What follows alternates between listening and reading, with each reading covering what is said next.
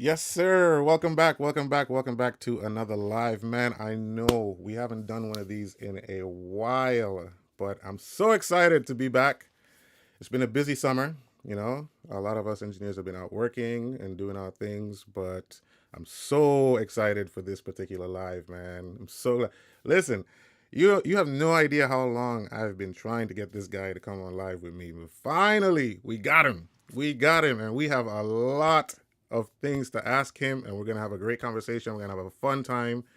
This dude is a funny character, so we're hoping to have a really good time today. So welcome into the chat. I appreciate you guys for being here. As usual, let me know where you're watching from. Let me know if you can hear me. Let me know if you can see me real good. And then we will move on. That is our tradition here. I always want to make sure that our audio is good, our video is good, and all that good stuff. It's good to see you guys. Let me see who's here real quick. I got so many windows open. Nico, what's up on YouTube? I see you, brother. From Toronto, let's go. That's what's up. How's the weather out there, man? I hope it's not getting cold already. I didn't get a chance to come to Toronto this year, but it's all good. Loud and clear. Be Better Productions. Thank you, thank you. Thomas on Instagram. You can hear me and see me. It's a little stretched. Yeah, it's the software that I'm using, but we'll figure it out slowly but surely. All right. So I can see that we have good responses so far. I'm gonna go ahead and move on. I have a special announcement. I really wanna go through with you guys. So as you know, we're doing the Advancing Audio Masterclass in October in Nairobi, Kenya. I'm very excited to go back and do this with all my friends. As you can see there, we've got Jason Reynolds, engineer extraordinaire, Veer Danny Ram, engineer extraordinaire, and Mr. Brandon Blackwell, engineer extraordinaire as well. Now, the reason why I've posted this up on this live today is that we need your help. The Advancing Audio Masterclass does not happen without you and your support. And thank you all so much for those of you who have already given to the cause. You can see circled there, our target for our finances and expenses this year is $25,000. That will afford us to get airfare, accommodation, and other operational expenses for this masterclass, and we need your help. So if you feel led to give, the link is right there on the screen. You can take a screenshot. You can use the QR code. Keep that picture in your gallery for later, and we'd be so grateful if you can give to this wonderful cause. Any amount is accepted. $1, $2, $3, $5. I don't want to sound like I'm begging, but don't feel like you don't have enough to give. Every little bit goes a long way. All right? And I'll continue to put this up during the live once we get new people joining and all that good stuff. All right. Well, so here we are, ladies and gentlemen. Let me introduce my guest to you all. The king is here. The king is here. Ladies and gentlemen, welcome in King Henry Choco Timothee. Man, bro. Thank Man, I you, appreciate man. it. Wait, where my sound effects? You want your sound effects? I forgot. Yeah, there we go. There Let's we go. go. The king is here. I told you this guy's funny, man. Bro. Man, what's up, brother? Thank you for doing this, man. Thank you so much Nah, for doing this. man, You my know, you pleasure. know I've been chasing your tail for a while. Whoa, whoa, whoa. What do young kids Pause. say? Pause. Oh, man, that's crazy. What are we doing? That's why the Yeah. background's so seductive back there behind you, huh? Hey man. Hey man, we're trying to make it do what it do. Welcome in, sir. Welcome in, man. Welcome Thanks for in. having me, man. I'm honored. Man, let's start from the top. Like I said, I don't script these videos. We're just gonna go with the flow. So tell me, bro, who is Henry? Where did you get the name Choco, and what's your background in audio? Okay, man. So Henry is at heart, man, is just still a third world kid, man, from Haiti. So I'm Yeah, still a third world kid at heart. That's the core of me. That's probably why you guys are learning a lot more about me and the way I operate is because of that. Choco was a nickname I got while playing football. Had a coach by the name of Coach Red, one of my favorite coaches in the world ever. Mm-hmm. but he didn't know my name, so he was just like, "Hey man, get your Miami stepping chocolate behind over here." Wow. Okay. Like for a whole week during spring practice, he just called me chocolate, and of course, dudes wasn't gonna call you chocolate, so they were just Right. like Choco, Choco, and Yeah. then some dudes call you Choc as it get lower and lower. Yeah. But nah, that's what it was, man. And audio wise, man, I got into it at church, like most people do. Mm-hmm. I was done playing football, gave up on that. Well, I didn't give up on it. Football gave up on me when I realized I wasn't as blessed as these other guys who came out. Yeah. Yeah. Yeah. Like, hey, okay, had to get real, and audio became something that I could make a little money from. I knew nothing about it. I didn't even know that this was an actual thing Yeah. Mm-hmm. Mm-hmm. until I joined the church ministry and just started doing it there. Wow. So you did you have any other experience before that? Did you do anything in the studio or anything like before church, I or mean, you I kind of was just trying. yeah? Okay. I was trying to create beats and had a small label with me and a couple of buddies that we had. We had Okay. some motion on, but I was trying. I ain't know what nothing meant for real, but I was trying. Nice. Nice. Nice. Nice. Shout out to all you guys that are watching, man. We appreciate you being here. Tomas, I see you. I don't know why I gave you a Frenchy sound for your name, but I see you. I see you loud and clear, bro. Thanks for the shout out. Yo, so I don't even know where to begin, man. You've been all around the world. You've worked with so many different artists. You are a man of many talents. That you do it all. You do front of house. You do monitors. You do production management. You do, I guess, you do tour management too. I guess at Man, some they need point me to.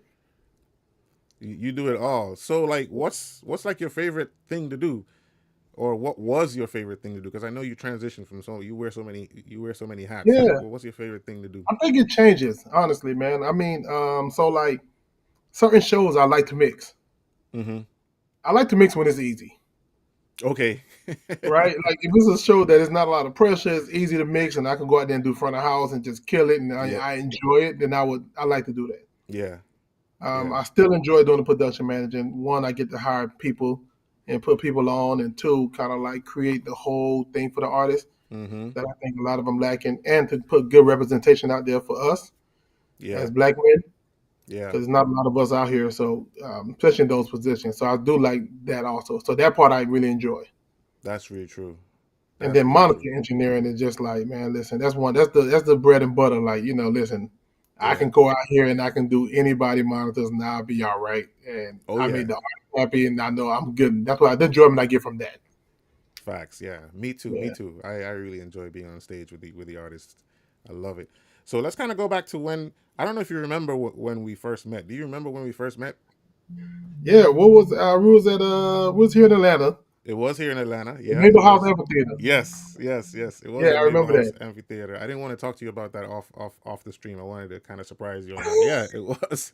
You, It was you didn't Maple want to House prep me. It was the Amphitheater. Maple House. I was your tech. I was honored to be your tech at the time, and we kind of just hit it off instantly on that day. Yeah, I'm trying to think. Let me see. Let me think of what artist I was with. Was it I'll tell you if you don't remember. oh Let me cut it down to half. It was a female artist at the time. okay, so was it Leela James? Yeah, yeah, yeah, Yeah, okay, there it is. yeah. You got Okay. it. You got it. I think you were on No, it's tour. funny I because think that you was were my on second. That was, tour I only and worked you with just her came twice. home or something, and they called you like last minute or something Correct. to do And I it. only worked with her twice. That's why I had to think about who it was. 'Cause I've done Maple House Amphitheater several times with Music Soul Child Right. and John B, but I didn't think I'm trying to figure out who that was. Okay, it was Leela James. It Yeah. was Leela James. Yep. Leela Mm-hmm. James. That was a good night, man. That was my first time at Mabel House. I had never been there before, and now I'm a regular Man, over I there, bro. what's interesting about that show, if you remember, she gave me a comment afterwards. She was like, "Hey, he just had my mic too loud." Did she say? I don't remember that. Did she Yeah, said yeah. that? She said that after the show when I later on, like a week later, she's like, "Yeah, Yeah. he had my mic too loud." And I'm like, "Oh, I okay, mean, cool." she's a screamer. I thought I ducked it enough, but I was just like, Yeah. okay, fair. Makes sense. So next time I mixed it, I knew where to place it. Yeah. Yeah. Yeah. Yeah. I'm gonna jump ahead real quick. We'll come back into the story because I want to know because you Oh have God. been on tour and worked with one of my favorite artists in R&B of all time, Mr. Champagne Life himself, Neo. I love that dude's music, man. Oh, That dude's music has done a lot in my life. Oh You know what I'm man. saying? Like, what was that experience like, man? I mean, we'll talk about all the other artists, but I'm just being selfish right now. I just No, want to no, know. we can talk about that one, man. That one was terrible. Now I'm playing, man. That's my guy. Yo, he's watching, you know. No, if he is, he know me, man. But that's my guy. Like Neo is probably the most. Let me see how I can phrase this. He probably done the most for my career Yeah. as an audio engineer. Wow. I was with Neo for like 8 years. I've seen. I mean, he took me all over the world, and Mm. the house I'm living in is practically thanks to him. You know what I Wow. mean? Like Wow. Wow. Wow. it Yeah. was just that. And I got a chance to see an artist work, and Mm-hmm. like I always say he's a machine. Like he can do. Like he don't deviate from his Mm. show. That's Like insane. it's always on point. And so when he do something different, everybody like, wait, what happened? What happened? What happened? Like it's Mm. that much. Like he's so like it's incredible watching him. I always Wow. I always say this, man, and I stand on it. I say, listen, if I could get one artist, strip rate everything else you have, Mm-hmm. and just give me a mic stand and a microphone. I don't need no effects. Don't put no lights, and I promise he'll give you the best show out of everybody else in the business. Wow. That says a lot. Listen, and I stand on it to this day. That says a lot. That's incredible, man. Like I know, I mean, I've listened to him in some of his interviews when he was just coming up, and how he used to study Michael Jackson and all that stuff. And he used Hmm. to talk about he used to study how Mike would breathe and his nasal and all kind of stuff. I was like, this dude is meticulous. So I can't imagine working with somebody like that. He's got you on your p's and q's at all times. Nah, he's actually one of the easiest artists. That's crazy to think Weird about, enough, man. like That's yo, he's one of the crazy. easiest. He probably I could probably think about as far as from my first day mixing with him. I can Hmm. probably name 6, 7 times that he actually said something to me about his mix that he needs something different. Wow, wow. Like he's one of the. I mean, once you learn him, Hmm. he's locked in. And you were doing monitors for him, right? I was doing monitors for him. Yeah, Okay. And shout out to his band, man. Those guys are ice cold too. killers across the Ice floor, cold, like man. professionals too, like professionals, talented.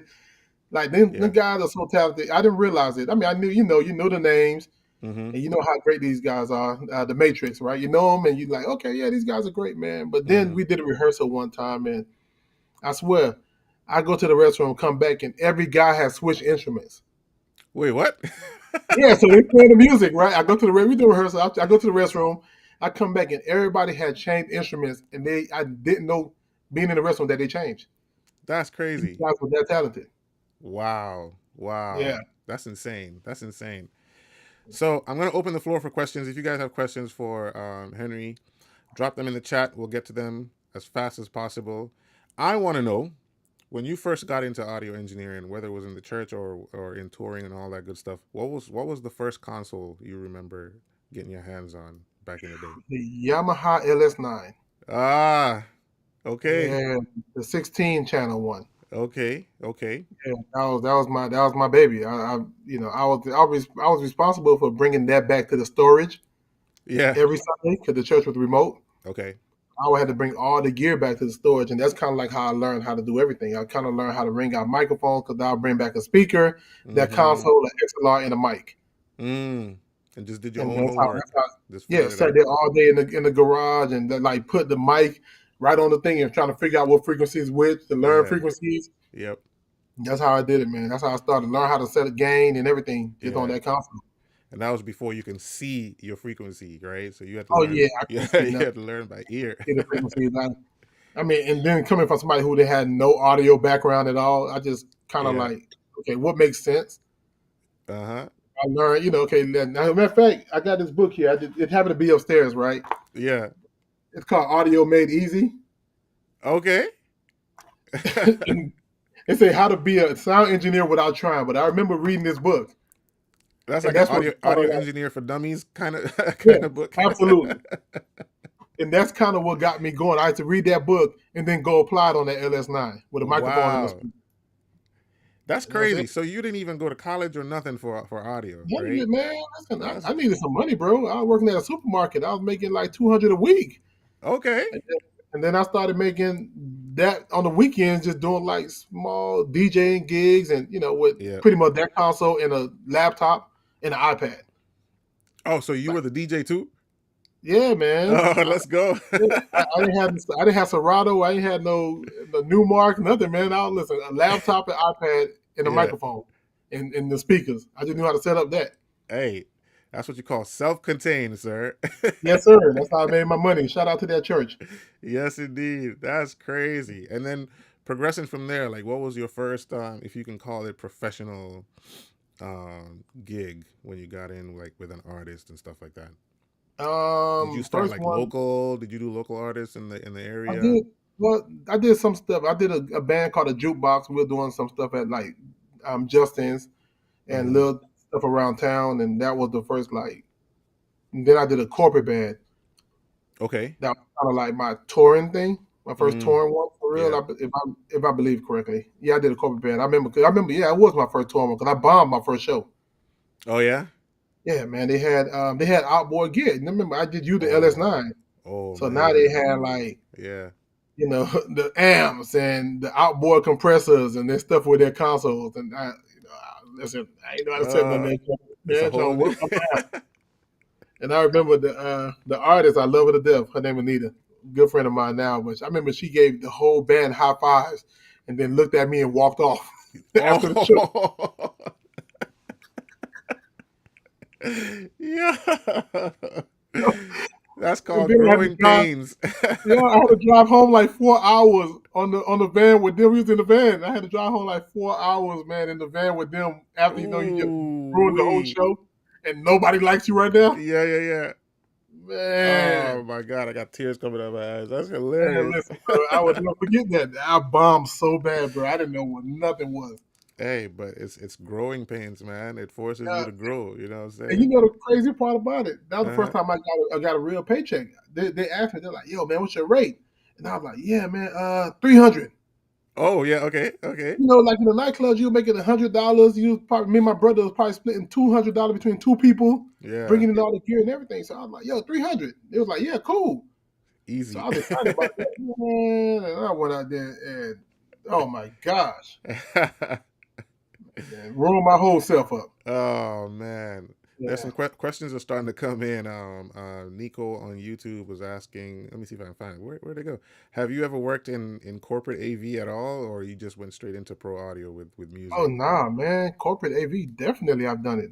Okay. I could wait. This would be a good time for me to shout out some people then in corporate AV, so they don't think Yeah. I forgot about them. My guy Sean Humphreys, PA Audio, PAU, Mm-hmm. PAU, out here in Wait, Atlanta.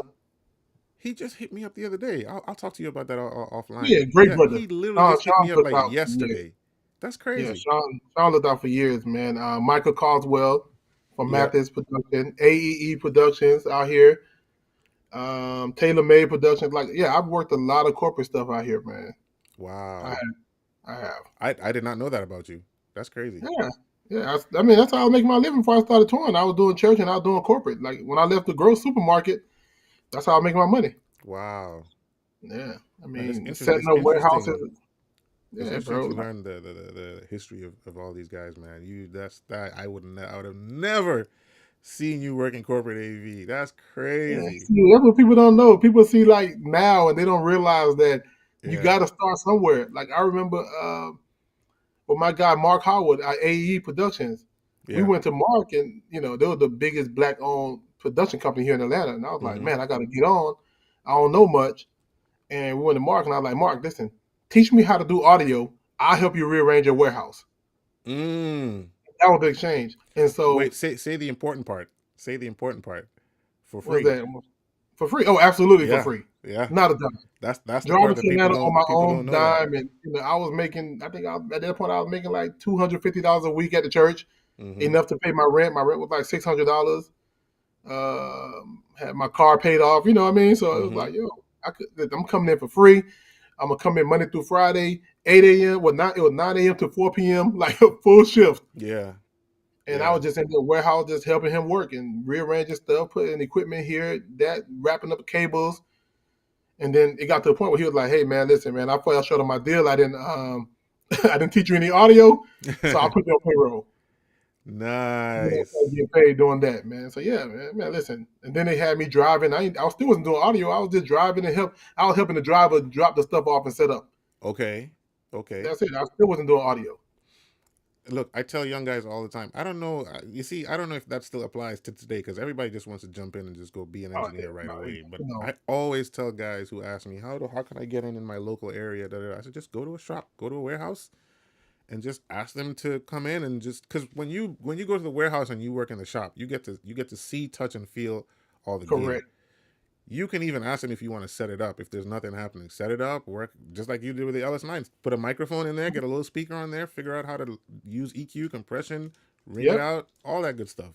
It's gonna take some time if you're trying to build a relationship so where people can trust you. Because remember, when we're doing this job, like we're handling like thousands of dollars, sometimes almost in the millions of equipment, and they're absolutely, trusting you to take care of that equipment, man. It's absolutely. you got to look at the big picture. So they have to be able to trust you first, no matter Yeah, how good you are, before you can go out there with somebody. So always, I agree with you. Go to a shop, go to a warehouse, and do the work. Do what you can. Build looms, build cable packages. Do yep, what you got to do. yeah. Man, listen, Okay. that's been my success story, man. Just the same thing. The same. I apply the same thing over and over to different things Yeah. every And single what? time. How did you progress from that now? Like, do you can you remember like what your first kind of professional show was at the time? Out of town, my first touring, I guess, touring artist. I guess you can name it that. Mm-hmm. I believe it was Teddy Riley and Blackstreet. Okay. BS2 when he had Blackstreet 2 Mm-hmm. without Chauncey and them, but it was Teddy, Mm-hmm. and I did that one.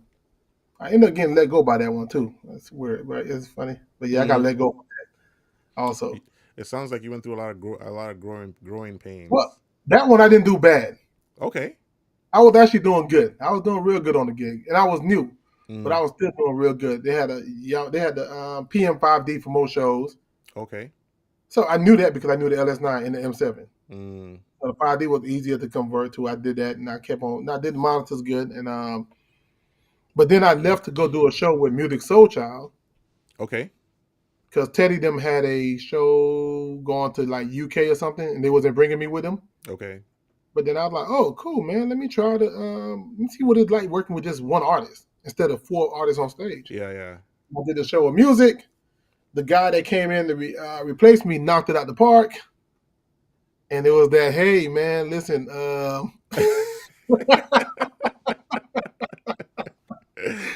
Oh man. listen, man, you got, hey, man, we want to go a different direction. We kind of like this kid, this new Yeah. guy. Yeah. I mean, and rightfully so. I mean, he was a Right. vet already, Yeah. and I was this new up and coming guy, and so. But It that was happens. another good learning moment, man, because once I got back to my guys at Stage Audio Production, Mm-hmm. which I was to get into touring, I started doing the same thing with Stage Audio. I was just helping them Mm-hmm. do rehearsals. Mm-hmm. Mm-hmm. Anything went back to the what I knew. Go back to the shop, get in with Mm-hmm. a shop who got the people coming, and learn how to do it. Learn how to set a backline. Learn how to run DI. Learn how to And my Yeah. guy Darcy was like, "Hey Henry, well, for you not to ever have the thing they said about me was that I did not know how to demand a stage and I didn't know how to run a sound check, Mm, and it mm-hmm. took too long. Right? They're like, yeah, it take too long for him to get everything up and going. I see. Yeah. But my guy Yeah. Darcy was like, hey, he'll pull up a sheet out, and he was like, Darcy Khan, he was like, hey, Henry, I need you to set up the rehearsal hall, but we got to get up in an hour. And Okay. nobody will come into rehearsal. I didn't know. Okay. I had to get all the backline set up, patch it, run it, ears, everything up in an hour. Mm. And then when I get done, he was like, "Oh yeah, now nobody coming. Let's break it down and put it in the case. And we're gonna do this again. We're gonna do this again in 2 hours." Oh, okay. Yeah, military style training right Yeah, there. he was like, "Yo, when you learn how to do this under an hour, that's when they can never no longer say anything about you." Wow. And so it came to the point where I was just doing it myself, and like they put out somebody rider, Mm-hmm. knowing that we had nothing going on, and then do it myself and time myself, set the time, boom, boom, boom, and see how fast I could do it. That's crazy. That's really good. That's Yeah, really, really, really, really good. All right, pause for a cause real quick. I'm going to go back to this Give Send Go link for those of you who just joined us. The Advancing Audio Masterclass is on and ready to roll in October 14th to 17th, Nairobi, Kenya. We're so excited to come back. This is going to be our second edition of the Masterclass. And as you can see on your screen, we're coming with some super heavy hitters, man. I'm so excited for this. However, we have a target goal. We're trying to raise some funds. As you can see right there on the screen, it's circled. We're trying to raise $25,000 to take care of our expenses. I know it sounds like, listen, I know it sounds like a huge amount of money, but let me tell you, if we can pull this off just by giving a little at a time, we will make it. We will make it. This is going to cover our airfare, accommodation, uh, meals for the attendees, and a whole bunch of other operational expenses that we have to incur. Um, it's been tough getting sponsorship this year with the current economy, and I'm really leaning on you, my friends and partners here on my social platforms and across other social platforms. The least you can do if you're not able to give is share this, take a screenshot, share it within your circle. That would mean a lot to all of us. For real, for real, for real. I appreciate you guys for that. So, Henry, I got an interesting question to ask you before we go to some of these questions in this chat. Um, I'm assuming that you kind of started doing monitors first, right? Was that kind of like the first kind of place that you found yourself in professionally? Uh, touring wise, yeah. Okay. But I started doing fallback, doing monitors and front, doing monitors from front of house. Oh yeah. Really, Okay. I did all the bands and everything, so I did a little bit of both. But Mm-hmm. touring wise, it was monitor. That's the only way I could get in because nobody was keeping jobs at Monitor World. So I see. I see. the easiest way for me to get in. And how did that? How so?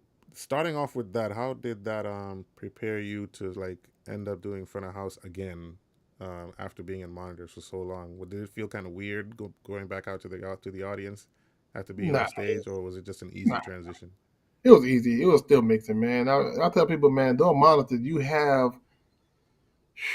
on a good day, I might have 6 different mixes at one time Mm-hmm. to do. Like you learn a lot, and I learned from like the musicians and the artists. I talk to them. Being a monitor, I could talk to them and see what they like and see what people don't like and see what helps the music that they create. Mm-hmm. I could sit down with the drummer and let me see what frequencies these drums hit, like so I Yeah. can know how to EQ certain things. Hey, your keys, let me see this, and that kind Yeah. of stuff.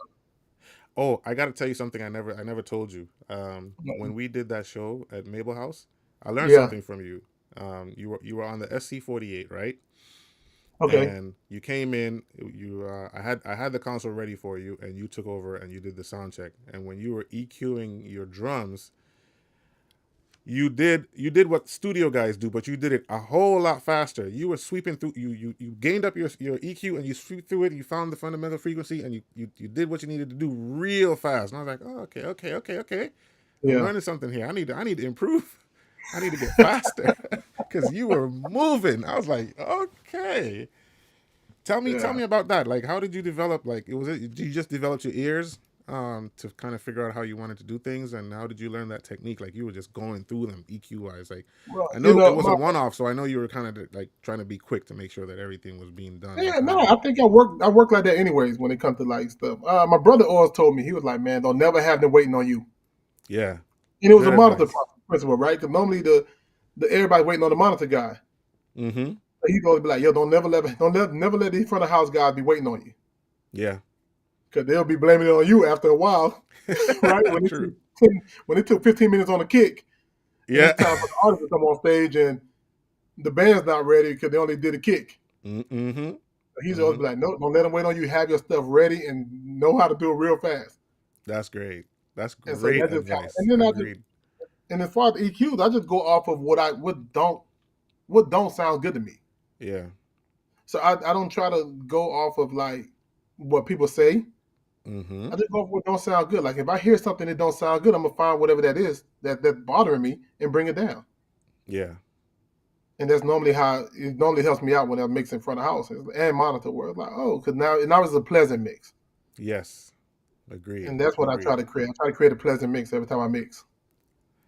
Um, Oh man, I got to go to the questions in the chat, and unfortunately, I'm going to say this because I knew this was going to come up. I knew this question was going to come up. What is your preference on audio mixing consoles? I hate this question myself, but I'm throwing it to Man, you. This question is for you, not for me. I'm just the host. ah, ah. What is You know your what's funny? favorite That's a or question I got on the IG live too, so I guess I gotta answer that one. I don't, and then people think I'm bullcrap. I don't have a favorite. That's what I say. I don't. That's what I say. It depends on who's the act and what's the need for it. Yeah. Um, for me, I mean, of course, most people would say digital, right? I Mm-hmm. mean, 338 is super popular right now, so everybody would be like, "Oh, the 338." I'm like, Mm-hmm. it's not necessarily my favorite. Mm-hmm. It Mm-hmm. is at times, Yep. right? I mean, the Yep. X6L is still my favorite. I still like the old profile. I love the Allen and Heath, like the D Live. I mean, it all depends, but it all depends on who. Oh, you just said a curse word, a D live. I have a friend of mine who's never missed a live. He's about to probably throw fire emojis on YouTube right now because he is a D live guru and he swears by that. Oh, you know what? Okay, I will say this. What I liked about the D Live, how simple it was. Yeah, If you think about me, I like working fast, and the D Live clears audio instantly. it does. It does. It And does. that's what I enjoyed about the D Live. Like, because I'm probably the most simplistic engineer you're going to ever meet. Yeah. I'm not going to do too much. Yep. I'm gonna use what the board give me, and I'm going to Mm-hmm. keep rolling off of that. And D Live just helps to get up fast. I can't disagree. I cannot disagree. I've struggled with it a little bit, and I always call Bolu is his name. I always call him because he knows everything about D Live, and I'm like, hey bro, I hope you got some time to walk me through this real quick. How to set up my matrix for my left right, and he's like, oh yeah, do this. Da, da, da, da, da. I'm like, man, I appreciate you. I appreciate you. Yeah, Now I'm a lot better. yeah. No, I do enjoy, and I enjoy that I can save all my settings on the thumb drive on the D Live. Yeah, So I go yeah, to my kick and just pull up the gate that I have, pull up the compression that I want, everything else. Pull up the EQ, and look at my fire. channel. I'm ready to go. Fire, fire, fire. Here's another Yeah. quick question for you. And let me know if you have questions on your IG. I totally forgot that we're live on your channel too. So if you see any Oh questions man, on let's there, see. let me know we can get to them. What has been your path to becoming a production manager and any advice to anyone who's learning how to become a production manager who's already an engineer right now? Pay attention. Mm-hmm. Learn more than your job. Mm-hmm. Don't get caught up in being that engineer that just sits behind the console when it's the need to be done, and Yeah. you just sitting there waiting on somebody to do it. Learn how to do it. Learn how to set your stage. Learn how cables to be ran. Mm-hmm. Learn about making clear cable path for the artists that they don't have trip hazards and zones to that nature. Learn how to tape down cables. Mm-hmm. Like take the Mm-hmm. time out to learn all this stuff. Be as active as you can, and you'll learn a lot more. And that's probably the easiest. And also get with your production manager. Tell them you want to start advancing your own audio. Oh yeah, that's true. You Yep. know, my guy Ronnie Stevenson, with Neo, he that's one thing I learned from him. He always had me advance my own stuff, Mm. and I got the chance to see for 8 years how advancing should be done. Yes, yes, yes, because you were in that camp. That's true. Correct. Put me in the email. Let me see. Let me see how the advanced audio. And ask questions, man. Like don't be afraid to ask questions. Big facts. Big You facts. know. Any questions from your side? No, I didn't answer. It was the console one. That was the Oh, one the that everybody console one. wanted. Yeah, yeah, yeah. All right, cool. So let's talk about being a monitor engineer for a second, because that's my passion. What do I you know. what do you believe are some fundamentals monitor engineers like must have to be great at monitors? Like, just it doesn't have to be how you mix and all that. It's just basic fundamentals of like you talked about how to run a stage and stuff like that. Correct. Yeah. The biggest thing is not well. So monitor engineer is not your mixing. Mm-hmm. And you're not mixing for yourself. You are mixing for what everybody else wants to hear. So take the ego out of it. It's not about you. Nobody cares how good you mix. Nobody cares how good your mixing sound. Mm-hmm. Mm-hmm. Right. So once you take that out of it, then you dare to be service, and you dare to pay attention. Learn your people. Yeah. Learn what they like. Don't get caught up on just having one console and then you go to another console. You don't know how to set a mix up for them. Whew. Yep. Like right. Like I've done a European tour with Don Tolliver, and I did think we might have done 7 shows, and I had 6 different consoles, Yeah, and he was never able to tell that I had different consoles that's fire.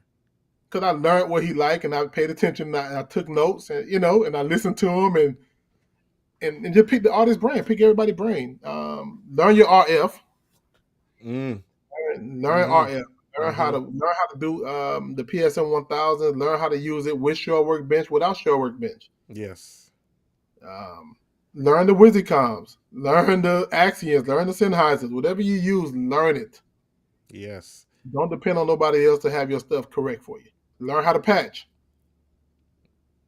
Like Agreed. that's the thing for monitor engineers. You got to learn all that stuff, and that's what makes you good as a monitor engineer. It's not even your mixing. Agreed. Agreed. I can't tell you how many times when you talked about the PSM 1000, I can't tell you how many times I have in my earlier days relied on the text to make sure that my ear packs are right, and then it's in mono mode, and then Mm-hmm. the keyboard player's like, man, I can't hear my roads. My roads is not panning. Like, what's happening? And I'm like, everything looks good from here because I'm listening to it, but mine's in stereo mode and his is not. Correct. Correct. You got this. Those little details will take you a long way, a very long way. Very. Let's talk about game staging, game structure. Most times, monitor guys are the phantom master. You're in control of a lot of things. What's your Mm-hmm. approach to game staging? Do you have a specific number, or do you kind of just make sure that as long as you have good levels, you're good to go? Yeah, I go off of the levels. I don't have a specific number. I know some people do. I don't. Mm-hmm. I go off of I listen to it, and when I know that at a certain point you know where something sounds like it's present, Yeah.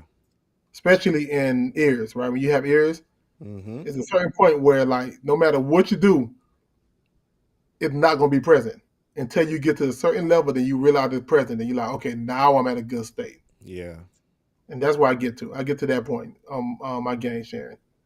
Yeah. Yeah. I Yeah. listen. I'm a listener for my game. Like, okay, cool. Let me listen to it. Let me listen to it. Let's see what happened. Okay, boom, boom, boom. Okay, there we go. Like I know off the top of my head now, if I'm on like a digital, the kick gonna be at like 26 or, you know what I'm saying. Most of them On gonna be game. like in the Yeah. Yeah. 20. Yeah. Hi hat, depending on the microphone, it might be 0, it might be 10. Like after a while, you get to know this. Time's gonna be like 2017 ish or something like that. Floor time 21, whatever Yes. the case is. Right? You do it enough, you kind of understand that. Overheads at 0. Yeah. Yeah. Keys, depending on if padded or not. You might be able to keep them all at 0. You might have to gain them up. Yeah, it's just little things like that. Yeah, you do. You definitely do get to learn that 57s, 58s, 28 to Correct. 32 somewhere there. Just it's pretty cool. I never thought about it like that. You do actually do because it comes so automatic. You just know, oh, this is a 57. Boom, boom, boom, boom, boom. You know Yeah, let me exactly get where the it's supposed song. to be. Yeah, that's so Then true. when you get that, then you tweak it for that sound that you're looking for. Yeah, that's Yeah. so true. That's so true. So true. Let's kind of touch on being fast at monitor Oh wise, but man, at you the know same what? Okay, time before being efficient. before we do that, I do want to double back. I forgot something for monitor engineers that they need to know how. I'm gonna give us a secret out right now. Okay.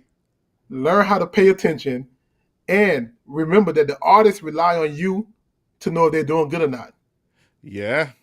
Learn the music Oh.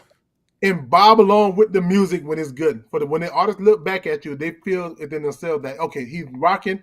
I know we're doing good. Yeah. But only do that if the artist happy. If they're not happy and you just bobbing and you're not paying attention, then you're gonna look like a clown. Yeah. Yeah. You know what I'm saying? But know Yeah. the music and actually be in sync with the artist so that way they know Yeah. and they I feel comfortable agree. when they look at you. I agree. I want to add something to that too, in terms of paying attention. I usually, if I see my artist fiddling with his pack, I usually know something's wrong. Something's Mm-hmm. going on that I need to find. I need to find out. I need to find a way to communicate to him, so he can communicate back to me and let me know what it is. I always tell my artists and bands like, please always over communicate. If I don't know something is wrong, I can't fix it. You know what I'm saying? Correct. So always tell me. I don't. I'd rather you throw your drumstick at me and say, "Yeah, I don't like this mix," and I'll fix it for you, Right. than you just sitting there in pain and you don't like the sound that you have the entire show. So Mm-hmm. I Oh think yeah. that's I do important that too. too. I go back and I ask my audience, hey man, any notes for me from the tonight show that I gotta Mm-hmm. do better next time? Mm-hmm. I ask them and just be open to them so that way they know you're open to criticism. Yep. You know, a Yep. lot of times we have people don't like criticizing people. because we feel like, especially as men, we feel like we're nagging. And we don't like naggers, and so the artists Yeah. are the same way. They're like, especially you got male artists, they're like, yeah, female artists are gonna write you off. They're like, oh, like, I don't Hmm. like him. I don't even want to talk to him, right? But male artists, you can ask them like, hey man, anything I can do better? What's something I could do better? Any notes for tonight? And they'll be like, oh, you know what? Yeah, when I did, you know, Yep. when Neo be like, hey man, I did another love song. I didn't hear the keys in the beginning. Mm. Boom, Yeah. perfect. Jot it down. Don't let it happen again. Exactly. Yep. And it's just that. I got a few more questions coming in the chat, but I want to ask you, or I want you to help me. How can I say this? I want you to help me to advertise monitor engineering as a great job, because a lot of people coming up usually feel like a front of house is the job. That's the job. That's the one that everybody sees, and you're the Yeah. superstar out there. But like we talked about just before we went live, it's really hard to find good monitor engineers in this industry. One What thousand would you say percent. to guys coming up? I know a lot of people just want to do front of house. That's the glamour. That's the money seats as they call it. But for those of us who love doing monitors, like what would you say to somebody coming up, especially as job security, if I can say that, what would you say to people coming up? Um, okay, so picture this, right? Every show that we do is an audition, right? If you're doing front of house, most people that you're auditioning for is the fans. They Mm-hmm. don't have another job for you.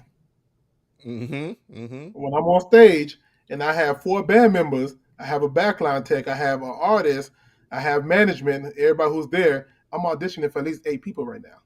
Yeah. Right? And so somewhere in there, somebody's going to love me. Yeah. Somebody's going to say something about me. And then when they get another gig, they're going to call for me or at least Yes. inquire about me.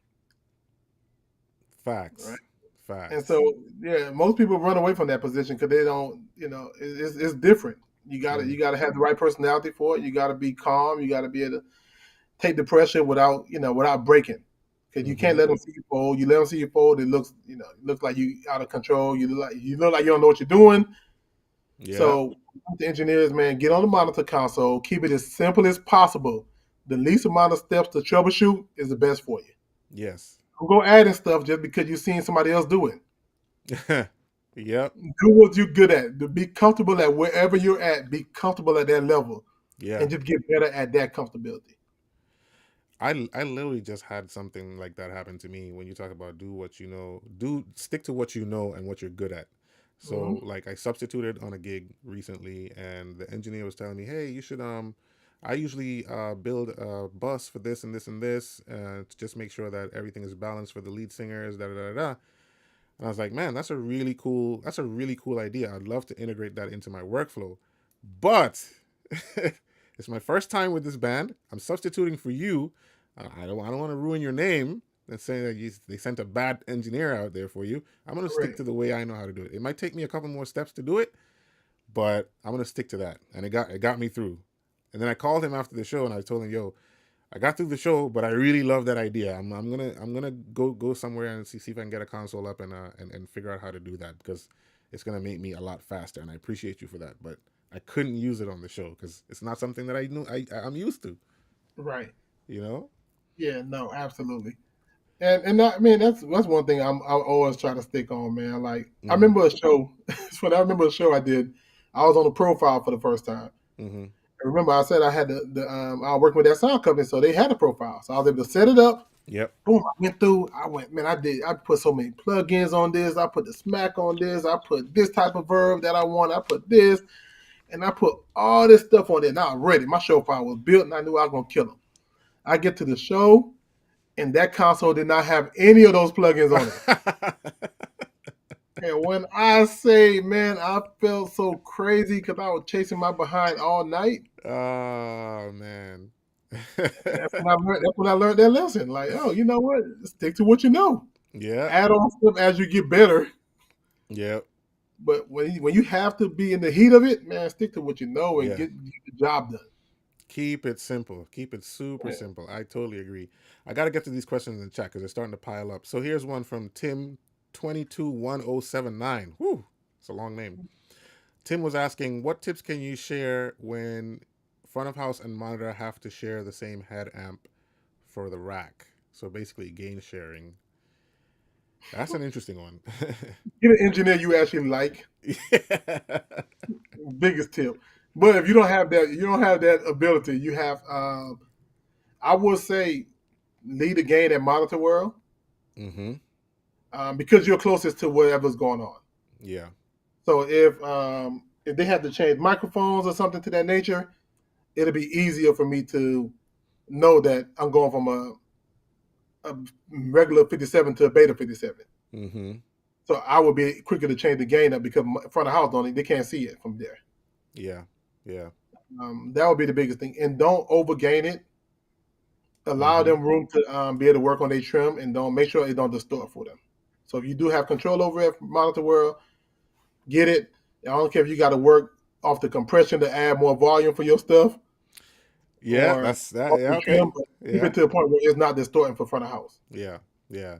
Let's talk about that trick real quick. So let's say, for example, your consoles don't have a trim, which is very rare these days. Mm-hmm. You just talked about using a compressor. So you activate your compressor on your channel and you use the gain on the compressor to compensate. Is that what you were saying? Yeah, yeah, Yeah. absolutely.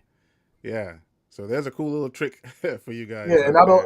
and I'm not using it at that point to limit the signal. I Right. just want It's more it's gain. it's not activated. It's just using it for Yeah, more volume. yeah, yeah. I just want more gain. Pretty cool trick. Um, how let me see. How would you set it up to have a good workflow between the monitor engineer and the front of house engineer and have no issues? This is coming from the same person, so it seems like this person Tim just was has going some through it over issues. here. Yeah. Tim was going through it. Tim, are you Uh, okay over there? Blink yeah, twice listen, if blink if twice, you need Tim. some Blink help. twice. Yeah, put five waves emoji Yeah, if you need help, bro. if you need We'll help, send them we'll out come to you. get you.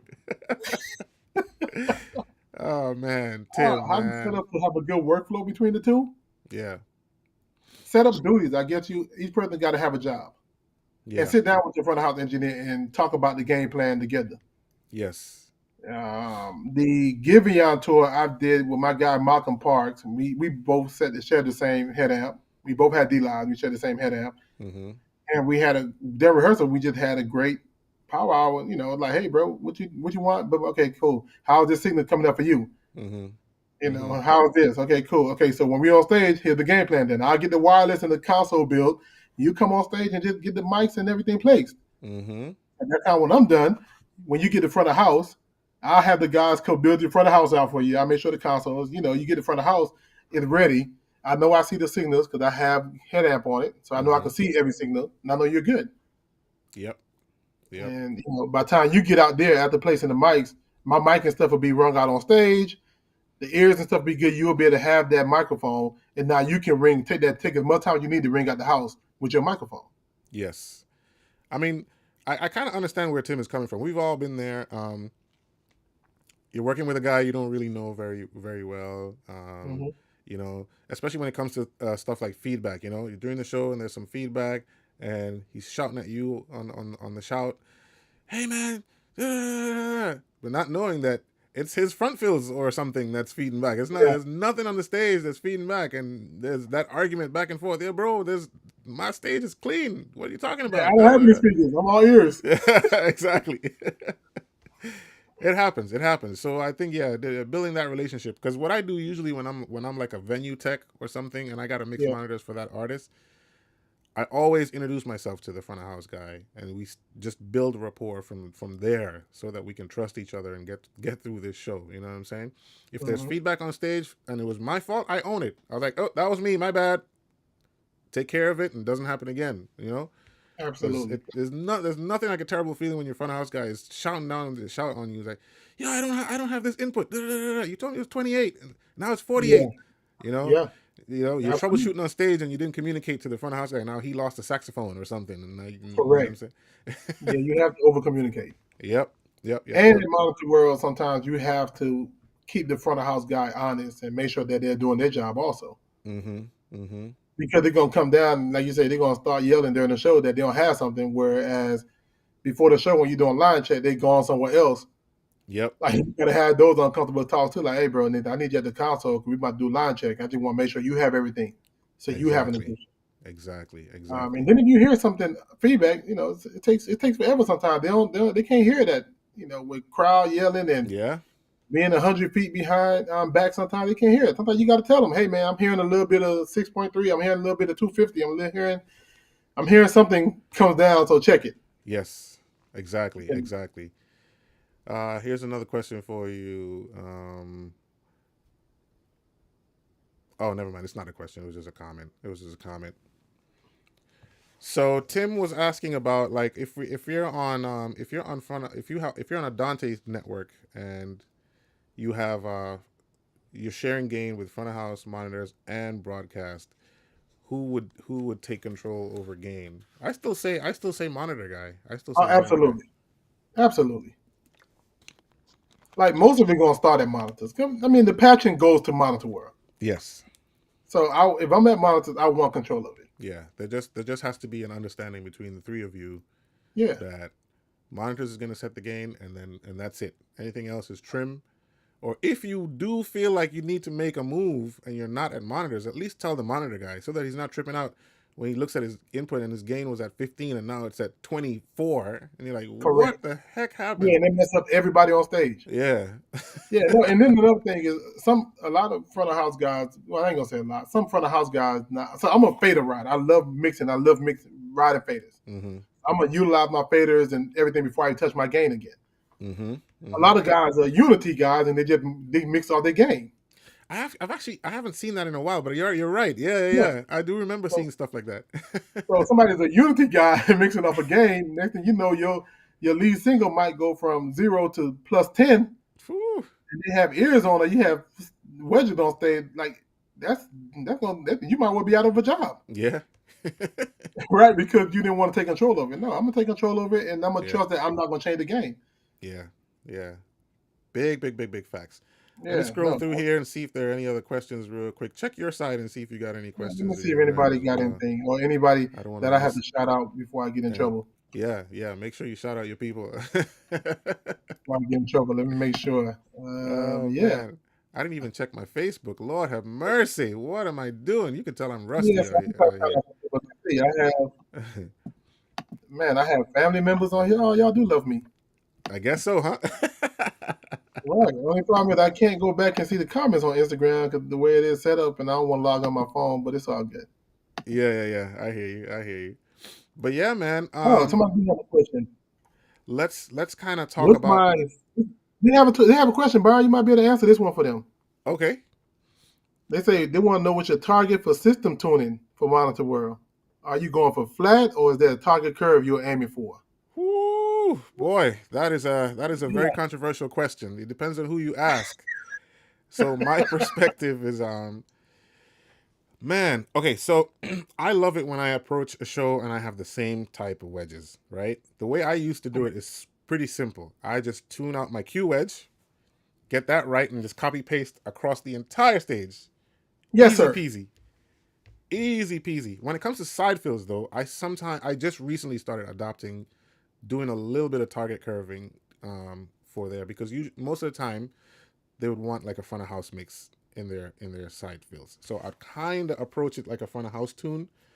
Mm-hmm. I would ask the venue to tie in my subs and tops together, just to make it easier for me, and I'd use smart if I have the time because it's all Right. about time. If you have time, Yeah. I'll do it. And yeah, I've been trying to adopt that in my workflow now. But usually now that I've started doing that, the artists that I'm working with want less in their side fills than before, which is Yeah. crazy. They're like, "Oh, I just want kick and bass in there. It's fine. Maybe a little bit of vocals, and that's it." I'm like, Yeah. I did all this tuning, Yeah. man. Yeah. Absolutely. Man, for me, you know what my tuning system is? I use a microphone, Yeah, and the I same try to get it. microphone that the artist is going to use, I Yeah, assume. yeah, Yeah. absolutely. Well, any microphone for the most part, right? But most times the microphone the artist is going to use. If I don't have like if I'm at I do the same thing in front of the house, but I try to get it to sound as natural as possible coming through that mic. Mm-hmm. Mm-hmm. So if I could get my mic to sound, because I'll be like, yeah, hey, yeah, yeah, 1, 2, and I'll talk to myself, yeah, yeah. If I could sound and it sounds the same to me, Yeah. I know I'm at a good place. Yeah. Yep. I do want to say something that I've learned when I first started doing monitors or and even front of house. I used to, when I was tuning a PA or tuning a stage, I used to make a really big mistake, and that was like if there was trouble frequencies and I was trying to notch them out, I would pull it out way too much when I first Mm-hmm. started, and it completely changed the sound of the monitor or the PA, and it Yeah. sucked. It sounded Oh yeah. terrible. Oh yeah. And I've learned over time that you just need to notch out just a little bit because it's all about gain before feedback. If you can get your gain there and you're not feeding back at those certain frequencies, just pull it out a little bit, 2 3 dB, and see where that Mm-hmm. feels. If you start gaining it up, you know you're going up a couple dB on there. I'm not a numbers guy either, but I know if I'm gaining up a little more, I need to notch that out a little bit more. Just a little goes a long way to keep what you're talking about, that natural sound. I Well, agree with you. well, that depends on what console you're using also. Yes. 'Cause I don't want to dog some consoles out, but some very, very popular console EQ is terrible, Trash. and you I know have to exactly what kill you're it, talking right? I don't want to dog everybody's favorite console out, but I will say that. But about. you have to go in there knowing that. Like Yes. I will have to take Yes. out a whole lot more in the EQ curve because it don't respond very well. Listen, I know that console, and I've taken that frequency all the way out before, and it's still it's And it's still still gotta there. go. Yeah, I've done that this weekend. So yeah, so I don't want to dog that out. So that's Take why it out I of just the, try you're to really taking it find out of the exactly. graphic, and you still got to go to the parametric. Man, That's crazy. yes, That's all day crazy. long. That's But crazy. you know what's funny? I do the same thing you did with your Q wedge. Mm-hmm. So on my console, when I did Monitor World, I have a mix, and I call it ring out. Okay.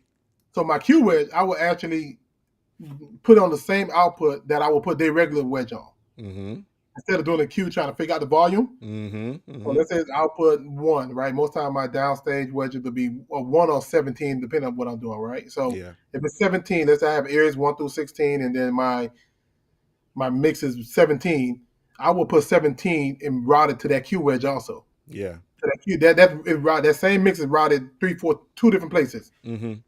and then I will ring this wedge out right here by the side of the stage by myself, like old school time Yeah. when nobody's around, Yeah. and I can do all the bumps and bruises and nobody talking crazy about me, and I Mm-hmm. will ring it out to perfection, get it as loud as I can, and Mm-hmm. then send that over to the other wedges, Yeah.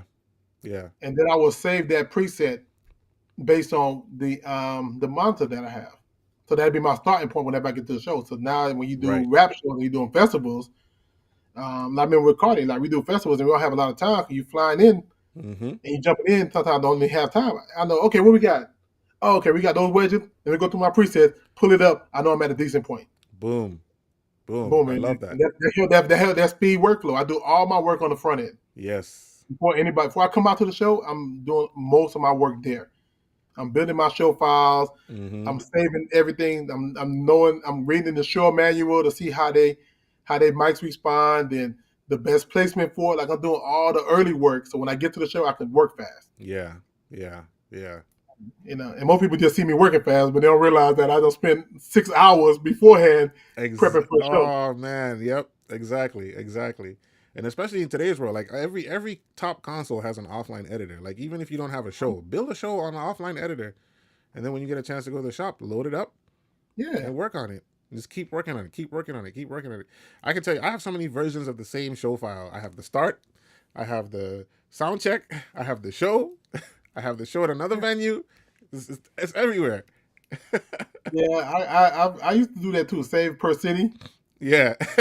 Then I have my original one. So like as you keep on going on, you just adding on and changing and changing. Yeah. Then if you get someone like, oh man, it sounds crazy, I'll just go back to the beginning. Exactly. Yep. Just Do it start that way. over. Yeah. Well, most Um, times I don't have to change much now. We're learning monitor world. I don't have to change a lot of stuff on my show files anymore. yeah. Hey, so we don't really have that many questions right now, but we got some stuff. Some people, somebody on YouTube said, GLP810 said, I'm really, really loving this conversation. ATL Chris is on Oh my Instagram. god. He said, I came in just in time for the shout outs. Shout out to you, ATL Chris. Golly.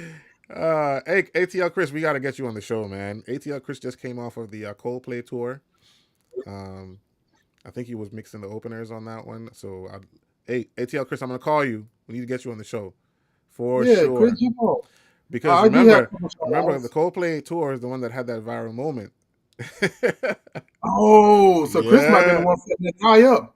yeah, yep. Chris, you was using the camera that day, wasn't he? I knew he was. Yeah, Chris was on camera. He was the camera Yeah, guy Chris was on for camera sure. that guy that day.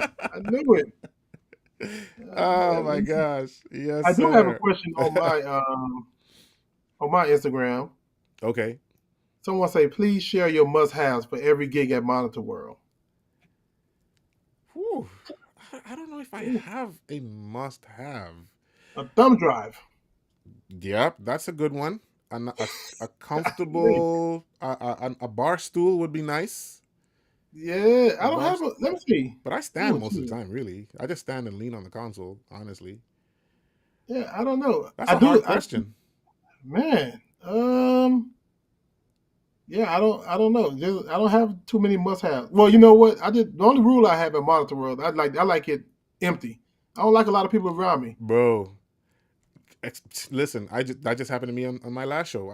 There was family members, there was other artists that Mhm. were performing earlier, there was management, there was kids. Line of sight was just terrible. But the good thing is that we had talkbacks everywhere, so that didn't really Right. affect me much. But the drummer was the one who needed to see me. He had a talkback, but Yeah, of course. he's more visual. So I had to tell people, hey, I need to see. I need to see. Um, so Tim, the same guy who had the questions about the front house and monitor situation, he's pleading for you to name the console that you're talking about that has the Tim, I won't do it, EQs. Tim, because I'm be using it. I'll be using it next week, Tim. I'm not doing it to myself. Tim, you will find out what it is. It's a great console. Trust me, Tim, it's a great console. But you're going to Tim, find shoot out. me a DM, Tim, and I'll tell you Yeah, once yeah. we Man. once we end the show. Shoot Unfortunately, me you and know Henry a what? DM. Y'all Tim, I'm go follow. starting By to the learn way, now, Tim, that y'all go people follow ask me to Henry on watch his my stuff. Instagram. Give us your Instagram handle, Oh, Henry. my Instagram is I am King Choco one, the number one.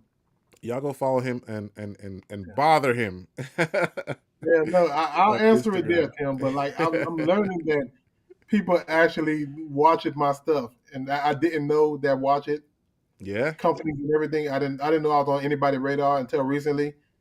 yeah, man. Uh, so yeah, I can't do that one, Tim. But because I would need to use that console, and I own a few of them, so that's why I can't really. I might need them, but they know Oh what I'm talking man. about. They know that EQs is not the greatest. Just think They about it. It's graphics. everybody's favorite console. It's a very easy to guess. It's everybody's favorite console. You know Everybody's favorite console, man. that. There's the one gripe. That's the only thing I said about it. Just Yep. that one part right there. Oh, let me see. I do have a. Oh, somebody asked me my panning tips at Monitor World. Okay. So I can answer that, and you can also answer it as well. I No, you're the usually marketing engineer now, man. I've been off the consoles for like 2 years now, year and a half. So you got it. What'd you say? Oh, that's right. You are I've PMing been now. You are yeah, PMing. I pan when people ask me to. That's it. Especially drummers. If the drummer doesn't ask me for pans, I won't pan. Except for if I have stereo inputs. If I have stereo inputs, I'll hard left, hard right them. So if it's a keyboard, I'll definitely go hard left, hard right, and keep them there. Um, Most consoles these days you can pan your aux mixes if you can pan individual auxes if you want to, and mhm. that's usually my approach. But usually from the input side, only if the drummer asks me to pan and everybody's happy with it. Otherwise than that, I'll pan it in his ears only and leave it for everybody else. Yep, Because remember, we're not mixing for ourselves. We're mixing for the band and the artist. So I don't want nobody coming to shout at me and like, why is my backup singer on my left side and my other backup singer's on this side? And then you tell them, oh well, the drummer wanted it like that. And like, yeah, that's you're gonna lose your job. yeah. I'm the same way. Yep. I do. So I do when I get real comfortable in a gig, like with Neo. I think like toward the sixth, maybe seventh year, I Mm-hmm. started making a 2-track mix. I was just about to get to that. Yeah. Okay. Yeah, and that I used it to practice my front of house mixing Yeah. and my leveling, right? So when you get to a point where you know the show real well, Mm-hmm. you know when the people need, you know the cues, you know everything. I did do that. I did create a 2-track mix, and every day I would like add something to it and try and experiment then on Yes. panning and everything else, and trying to see how good I can get my times to roll and which one feels better. Does it feel better Yeah. going do do do do or do do do do do? You know, like Yes. all depend Yes. on that kind of Yes. stuff. Yeah, I do that too. So let's talk about this too. So I mix post fader. I don't know if you mix post or pre. I think I had asked You you have this. to mix post. I think I had asked you this another time, and you said you sometimes do a hybrid. I do a hybrid. Oh Yeah, man, you I'd giving away all my love. secrets. I didn't know I tell you all this stuff. My Yeah, goodness. bro. I'm gonna have to hire you because I can't let you lose. You got all my secrets. Hey, You and Tim I'm over there. available. You and Tim. Yeah, I'd love for you to talk about that, but I mix in post, and so that if I have an extra aux, I'll use that as my two track, right? Because Hmm. I'm a drum heavy front of house mixer, and I love to hear my toms panning, like you were saying. I love to hear that. I really love that, and so I'd use that to practice too, here and there, and I'd try to record that as much as I can as well, just to have something to go back to and listen to.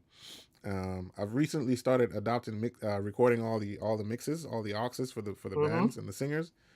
Um, that's part of a deliverable that people don't talk about as a monitor engineer. That Yep. you need to deliver mixes to the band so that they can kind of get better at playing their songs and things like that. Correct. At that level, when you get to that level where you're working with professionals, they're very meticulous with what they want. But I'd love for you to touch on your hybrid mixing situation. You never really told me in detail what it was, but you did tell me that you mix hybrid. I do mix hybrid. Um, I What mix. does hybrid mean? Yeah, man. Right. I'm doing a mixture of pre and post. Mm-hmm. So my stuff will be post all around, all across the board. Mm-hmm. But then for the drummer, all his drum mics and stuff that deal with drums is pre in his mix. Mm-hmm. So if he's happy and the snare is too loud and it's too loud for everybody else, I could bring my post fader down Yeah. and fix for everybody else, and he don't get He affected. doesn't get affected. Nice. Correct. Yeah, yeah, yeah. So that's how I do it. So the keys, the keyboard player, all his keys will be pre. The Mm-hmm. bass player, his bass stuff will be pre. Stuff to that like that. That's pretty cool. That's Yeah, pretty cool. Yeah, I can see that working. That's pretty yeah. cool. That's pretty And that's cool. why that's why I do all my stuff prior to before I get to the show Yeah. because I got to set all that up. Yeah, yeah, yeah, yeah, yeah. Hmm. I take risks. I'm all post, and I've had situations where a vocalist will come to me and say, I still can't, I can't hear myself. I give them 5 dB in their mix. They're still like, I still can't hear myself. I go up and up and up, and now I'm at the end of my fader. I'm like, okay, this is definitely a gain issue. And I just take the risk and I gain it up and I go back to everybody's mix and And kind of bring it bring it down down to slow. Yeah. down. Yeah. And usually I'll do that if they start telling me, hey, somebody got loud. But if they don't say nothing, I'll leave it. I won't No, touch I it. got you. Yeah. Another thing I do for that, I'll double patch that channel. Yep. Another That secret works too. I don't tell people. I'll double patch it and I'll do the channel identical to the other one, Yep. and I will bring that up in their mix. So let's talk about that trick, because not all console have the aux nodes that Digico has, which I still haven't mastered yet. I still Hmm. use the double patch, right? Hmm. So talk about that process real quick. So you have a an input. Let's say, for example, it's a vocalist and they're Correct. struggling to hear themselves, or it might be an EQ preference that they like for theirs that might not necessarily be good for everybody else, Correct. right? Tell me why you would use that double patch technique to achieve that. So okay, so I've used it. I use it slightly different. I've seen people use it to bring more presence to a mic, Mm-hmm. right? And they so they can hear better. Like they'll roll it all the way up to like 500, 600, just to Mm. bring more presence when they want to add more presence. Mm-hmm. I've seen people do that. I started using it for volume, Okay. right? I would just and I would like the LS9. I would have it where I would have the vocal on the first page, and then you can go to the back page, and I would link that one to it. Oh, yeah, yeah, So yeah. when I go up, both of them go up at the At the same same time, time. and it gave me more volume. Yeah. And that's why I started using it as. And I also have times where I use it, and I put multiple channels on there. I put like with Neo's, I think I had like 4 different ones on there on his. Mm-hmm. I had his Mm-hmm. main one, then I Mm-hmm. had a second one. Now I just insert my reverb on Mm-hmm. because I didn't want to insert the reverb on the channel itself because everybody didn't want the reverb. Yes. So that way it gave me more control over the reverb in a live. If he needed reverb real fast, I don't have to go flipping through it to try to find it. Right. Right. I Right. go Right. to the mix, put that second one up, boom, we good. Nice. Or I would, or if I want to close in the ear mix, I would put a graphic on the ears and close it in and take everything else. So then I would use the other channel to bring that present to the mic to make sure it's Mm-hmm. there for their ears. Mm-hmm. Mm-hmm. Just little things like that I didn't. Just that's how I use mine. How do you deal with sound check, right? How do you deal Mhm. with everybody's asking you for something at the same time? We're talking about like commanding your stage and making sure that everything is in order. How do you deal with a million requests coming to you at the same time? Everybody's got their levels right for the most part. They're going through a song and now bass needs this and keys needs this and this and this and that and that. How do you handle a situation like that? All right. So for if I'm teaching somebody how to do it, because mine is different. Mm-hmm. Once again, I'm gonna move pretty fast, and I'm gonna hear every request. And okay, and I'm gone. Yeah. You know, if I'm missing it, I'm like, hey guys, hey, I'm sorry, I missed your cue. What did you need? Yeah. And I go back and double up that way. And I learn the people voices, like the band. I knew their voices by heart. I kind of know, Mm-hmm. you know. But if it's somebody else, I would be like, just tell somebody, okay, hold on, okay, I'm sorry. I'll repeat back to him. Like if the bass player, like, hey man, I need blah blah blah. And I'll be like, you know, I'm using my guy Justin, who the bass player with Neo. Hey Mm-hmm. Justin, okay, what you need? I'm gonna give you this. And I'll say that in the mic so that everybody hear me say it, so they know I'm working on Yeah. Justin's request. Yeah. And then I'll be like, okay, Monty, Keys, what you need? I'm giving shout outs as we go on. You see how I do that? Yes, sir. Monty, Keys, what you need, Mont? Okay, cool. Then I get mine. Ray Yeah. Ray, guitar, what you need? You know, or RJ, guitar, what you need? Or Pudge, drums, what you need, Pudge? Mm-hmm. Mm-hmm. You know, and I'll do it that way. So that way, or I'll be like, hey, y'all, give me 1 second. Let me work on the bass real quick. And then you Yeah. tell them. At least Yeah. that way they understand that you're working on something. Yeah. What about timing? So let's say you have a band that talks through their chords and stuff like that. What about timing to get to talk to somebody if you miss something or something like that? Because you don't want to talk over an MD who's calling cues or something. No. Yeah. But that's part of knowing the show. Yeah. You got to know when they're active. Yeah. And then when they die down, then you can talk to them. But I just thought about another thing. Let's talk about talkback mics. Let's talk about your talkback routing because as a monitor engineer, you during sound check you have your talkback mic going to everybody, including the artist and stuff like that. mhm. During show, you try to separate it, and you have something that's going only to the band and something going maybe to the background singers, because you usually don't want to interrupt the artist himself when they're singing or going through the show. Correct. How do you approach that? And I'm pretty sure it's console specific, so like there are different ways to do it on different consoles, but it's the Mhm. same approach basically once you figure out how to do that. What's your approach on that? Mine is simple. I mean, I'll go back and go to their mix and put my talk back up Mm. for the artist. Like you The said, you're a band simple guy. is always in the band. I always have it in the band. So all four band members, my techs, all of them can hear me. Yeah. Um, I don't talk a lot during the show, anyways. I try to keep it as quiet as possible. Yes. So if they don't talk to me during the show, unless I crack a joke or something when I know you, Yeah. me Yeah. and Neil band, the Matrix, we to have a whole segment where we just cracking on each other on certain points. Yes. There's at a Yeah. certain point of the show where if the track's playing and he's doing something else, and they're Yep. not playing, Yep. and that's the only time we really talking. Other than That's a that, I'm good not talking time. unless it's a problem. Yeah. And then with the artist, I'll go to the artist and put it up and hey, everybody, okay, cool. And then I'll bring it back down, take it out of his ears, and I'm cool. Yeah.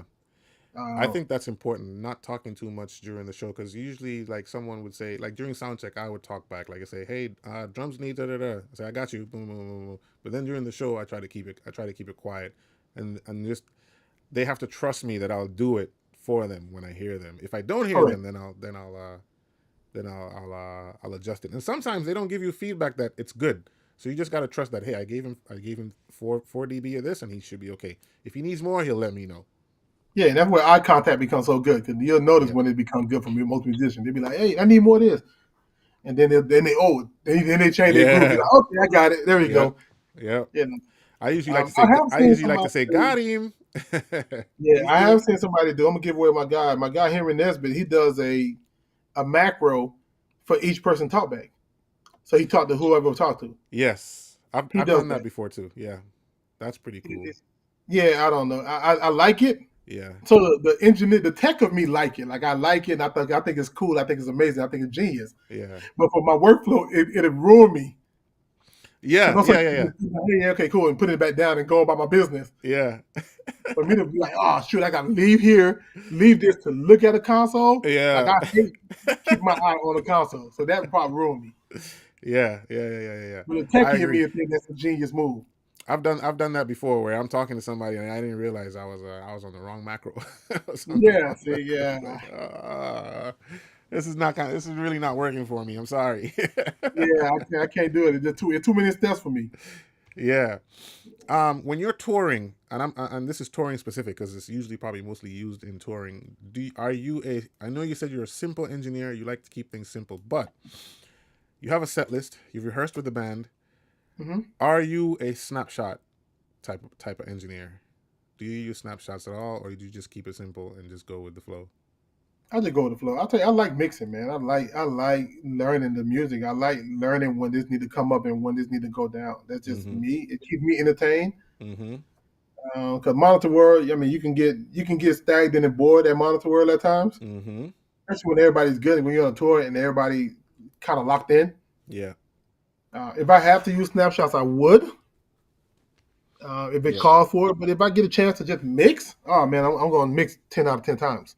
Agreed. Agreed. I find it hard to use snapshots too because things change. Correct. Things change from venue to venue.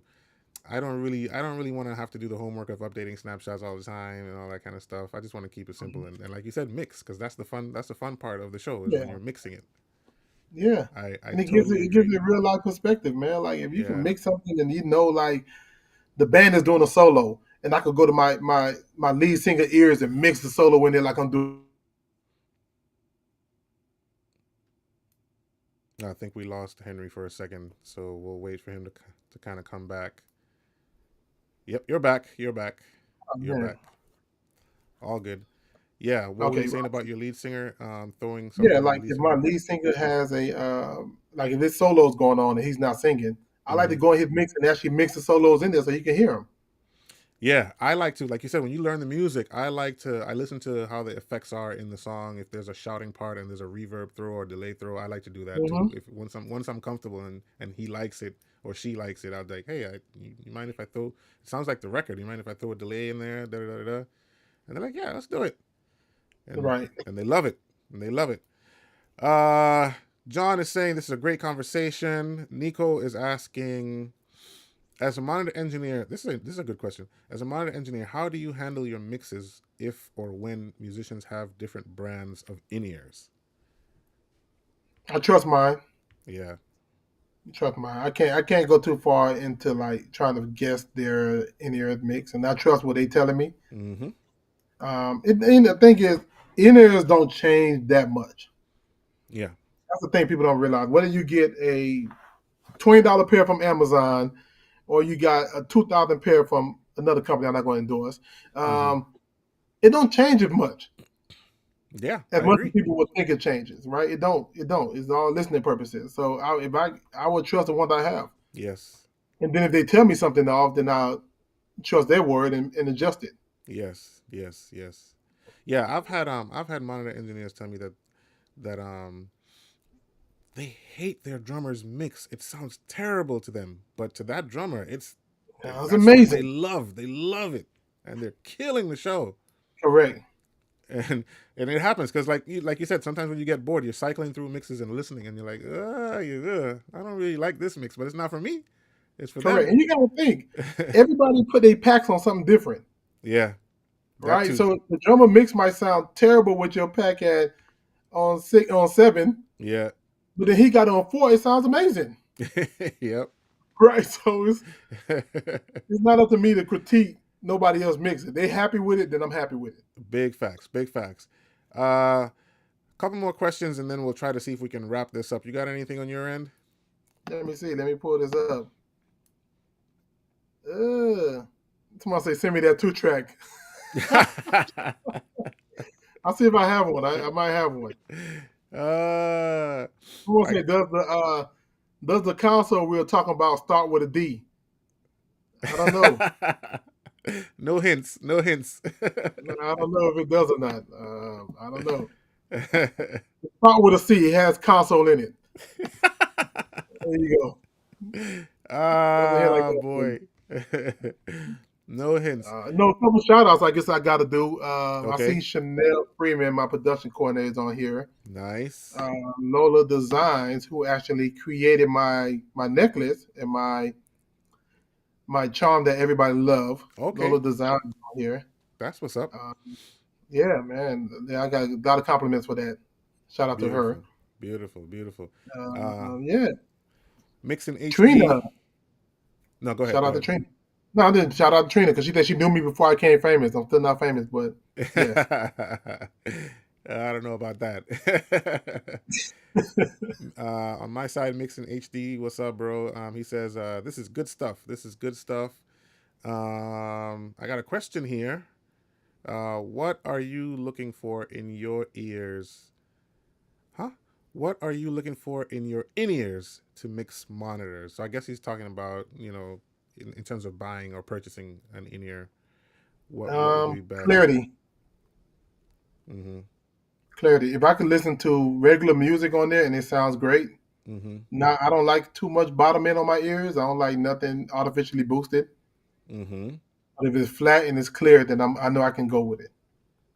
I agree. I completely agree with that too. I completely agree Mhm. with that. How do you feel about the advancement of audio? Mm-hmm. For example, triggers, Atmos, and all that kind of stuff. How do you feel about that? I think they're great if you know how to use them. Yeah. Like technology is beautiful, man. Like if you know how to use the technology properly Yeah. and to apply it into Yes. something that's useful, then by all means, man, you do it. Mm-hmm. But you better know how to troubleshoot that technology also. Yes, sir. You come adding all this stuff and you don't know how to work it, Yep. Yep. there's no point to it. Yeah, and that goes out to all my engineers who heavily rely on waves. You better have a bailout plan Oh on boy, that. quick bailout plan too. It's much better than it used to be, but still, Yeah, anything anything can happen. Anything can yeah. happen. I mean, yeah, I'm not a fan of chances. Mm, So a lot of times, all the stuff that I think is real cool, I will never use because I don't like to take a chance. mm-hmm. Mm-hmm. Right, and that come from that being that third world kid again. We talked about in the beginning. Yeah, Like you don't come from much, and every time you get the opportunity, you don't want to mess it up. that So you don't want to mess it up. I'm I gonna I learn how agree. to use a regular gate before I use the trigger gate. You know, Yeah. yeah, the trigger gate might sound 10 times better than my regular gate, Yeah. but I'm gonna learn how to use a regular gate. I'm gonna learn how to use a compression before I do something else. Before I use a wave, Yep. I'm gonna learn how to clean my ears up with a graphic EQ before I use the PSC or something. Something like all Mm-hmm. that stuff. Mm-hmm. Because I can duplicate that on every single console that I use, Yeah. and that's my key. That's my thing. Here's an interesting question that we haven't even touched at all. How do you handle pressure on stage during a changeover when you have limited time in between? I love this question because Mm. I usually find myself as a venue guy who has to do the changeovers and make sure everything is good. Man, it's teamwork. I usually, if I'm the monitor engineer at the venue, I know this set is about to come to an end, I get everybody together and I tell them, hey, look, we're about to go and change over. Let's just keep it simple. Let's do it as best as we can. Mhm. Backline techs are on the other side of the stage. Let them take care of their stuff. Let's take care of our stuff. Let's change over our W1s and let's get in and out. It's almost like a Formula One team, like they're coming in for a pit stop. Let's just get Yep, things changed in and out and just go quick because we got to check these lines and make sure they're good. correct. You have to be And fast and you have and to as a work as a monitor team. engineer, I will say this: get the most important things done first. Yes. Right. So if I'm going on a show and we have playback, Mm-hmm. I want the playback done first. Mm-hmm. If my show is based on that, is that the main thing on the show? I want that. I want my mic. I want my single microphone done. Mm-hmm. I want to get my ring out, my wedge as fast as I can, real fast, while they setting that stuff up. I want to get all my ears together. Mm-hmm. I want to make sure my ears work. Batteries to change. Yep. Like, the important stuff you want to get done first. I Yeah. can I can dial in some drums and keys and all that stuff later. But if I can get all my electronics, then my drums are just microphones. Boom, boom. It's Get the just drums it's and, just microphones. and Yep. gradually dial that in. Yeah. I think also an important part of that is if you have a patch person on that show, there has to be a level of trust between you and the patch guy, and you Absolutely. have to. This was hard for me initially. You have to release that to the patch. You got to trust them. Just trust that they're gonna get the job done. And if there's something that's off, you guys need to talk together and make sure that it happens. And also include the front of house guy if you need to change anything on the patch because the patch usually is already right from sound check. So changeover, there shouldn't be anything crazy happening over Hmm. there. And I think this is important too. You gotta, especially if you're sharing ear packs and all that stuff, label, label, label, label, label, Yes, label, sir. label, label. Yes, Don't sir. be guessing now. One was two was the drummer, and three. You're gonna mess yourself up big time. And I always label my ears on the back side of the ears. Yes, sir. Yes. Everybody Yes. always do the front. So I always put the Yep. back on there and I always label it on the back. Yes. Yes. And that's one thing I And as always well, do. if you are the headliner, if you're the headliner, you have certain privileges, I want to call it, that you have preference to Correct. all the equipment. So you do what you need to do, and everybody will work around you. So if you're going to label your stuff a certain way, you go ahead and label it, and everybody will work their way around it. And Correct. then go there a little earlier, get back to the venue a little earlier, and make sure that your labels didn't fall off or something like Yep. that, and just relabel and just make sure everything, because it saves you so much time. Yeah. Monitor Preparation, man. engineer is all about time. You Yeah. just find a way to save time. It's all preparation, man. Like do as much as you can before anybody else get there. That's the key to my life. Yeah, I do try to do as much as I can before anybody else sees it. yeah, And then to them it look like I have it all under control. yeah. Um, well, a lot of questions are starting to come in, so let's keep it rolling until. How much time do we have with you? Man, I'm good. I'm rolling. Okay, let's roll. Let's roll. So Will on the mix, the same guy who asked about Atmos and all that stuff earlier, he's asking, do you think that Atmos would be a cool concept for Monitor World, like live wedges on stage?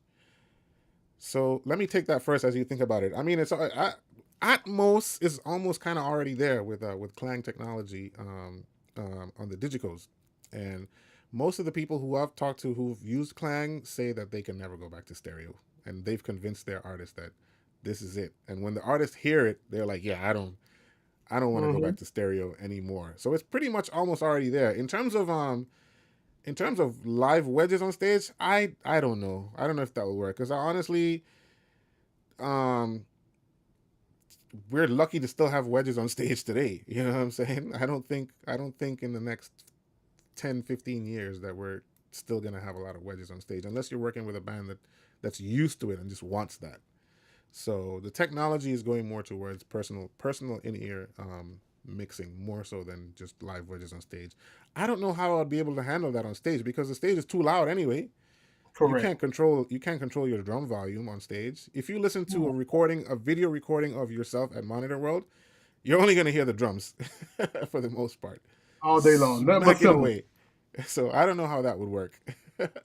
Yeah, I don't know. I mean, I could see a cool way to do it if you try to set up something like that to make it just sounds cool. Yeah, If your artist is on wedges and they just want to hear a cool, you got to set up multiple wedges around and treat it like yeah. a certain type of mix. Then yes, but I don't know how can I use that with wedges.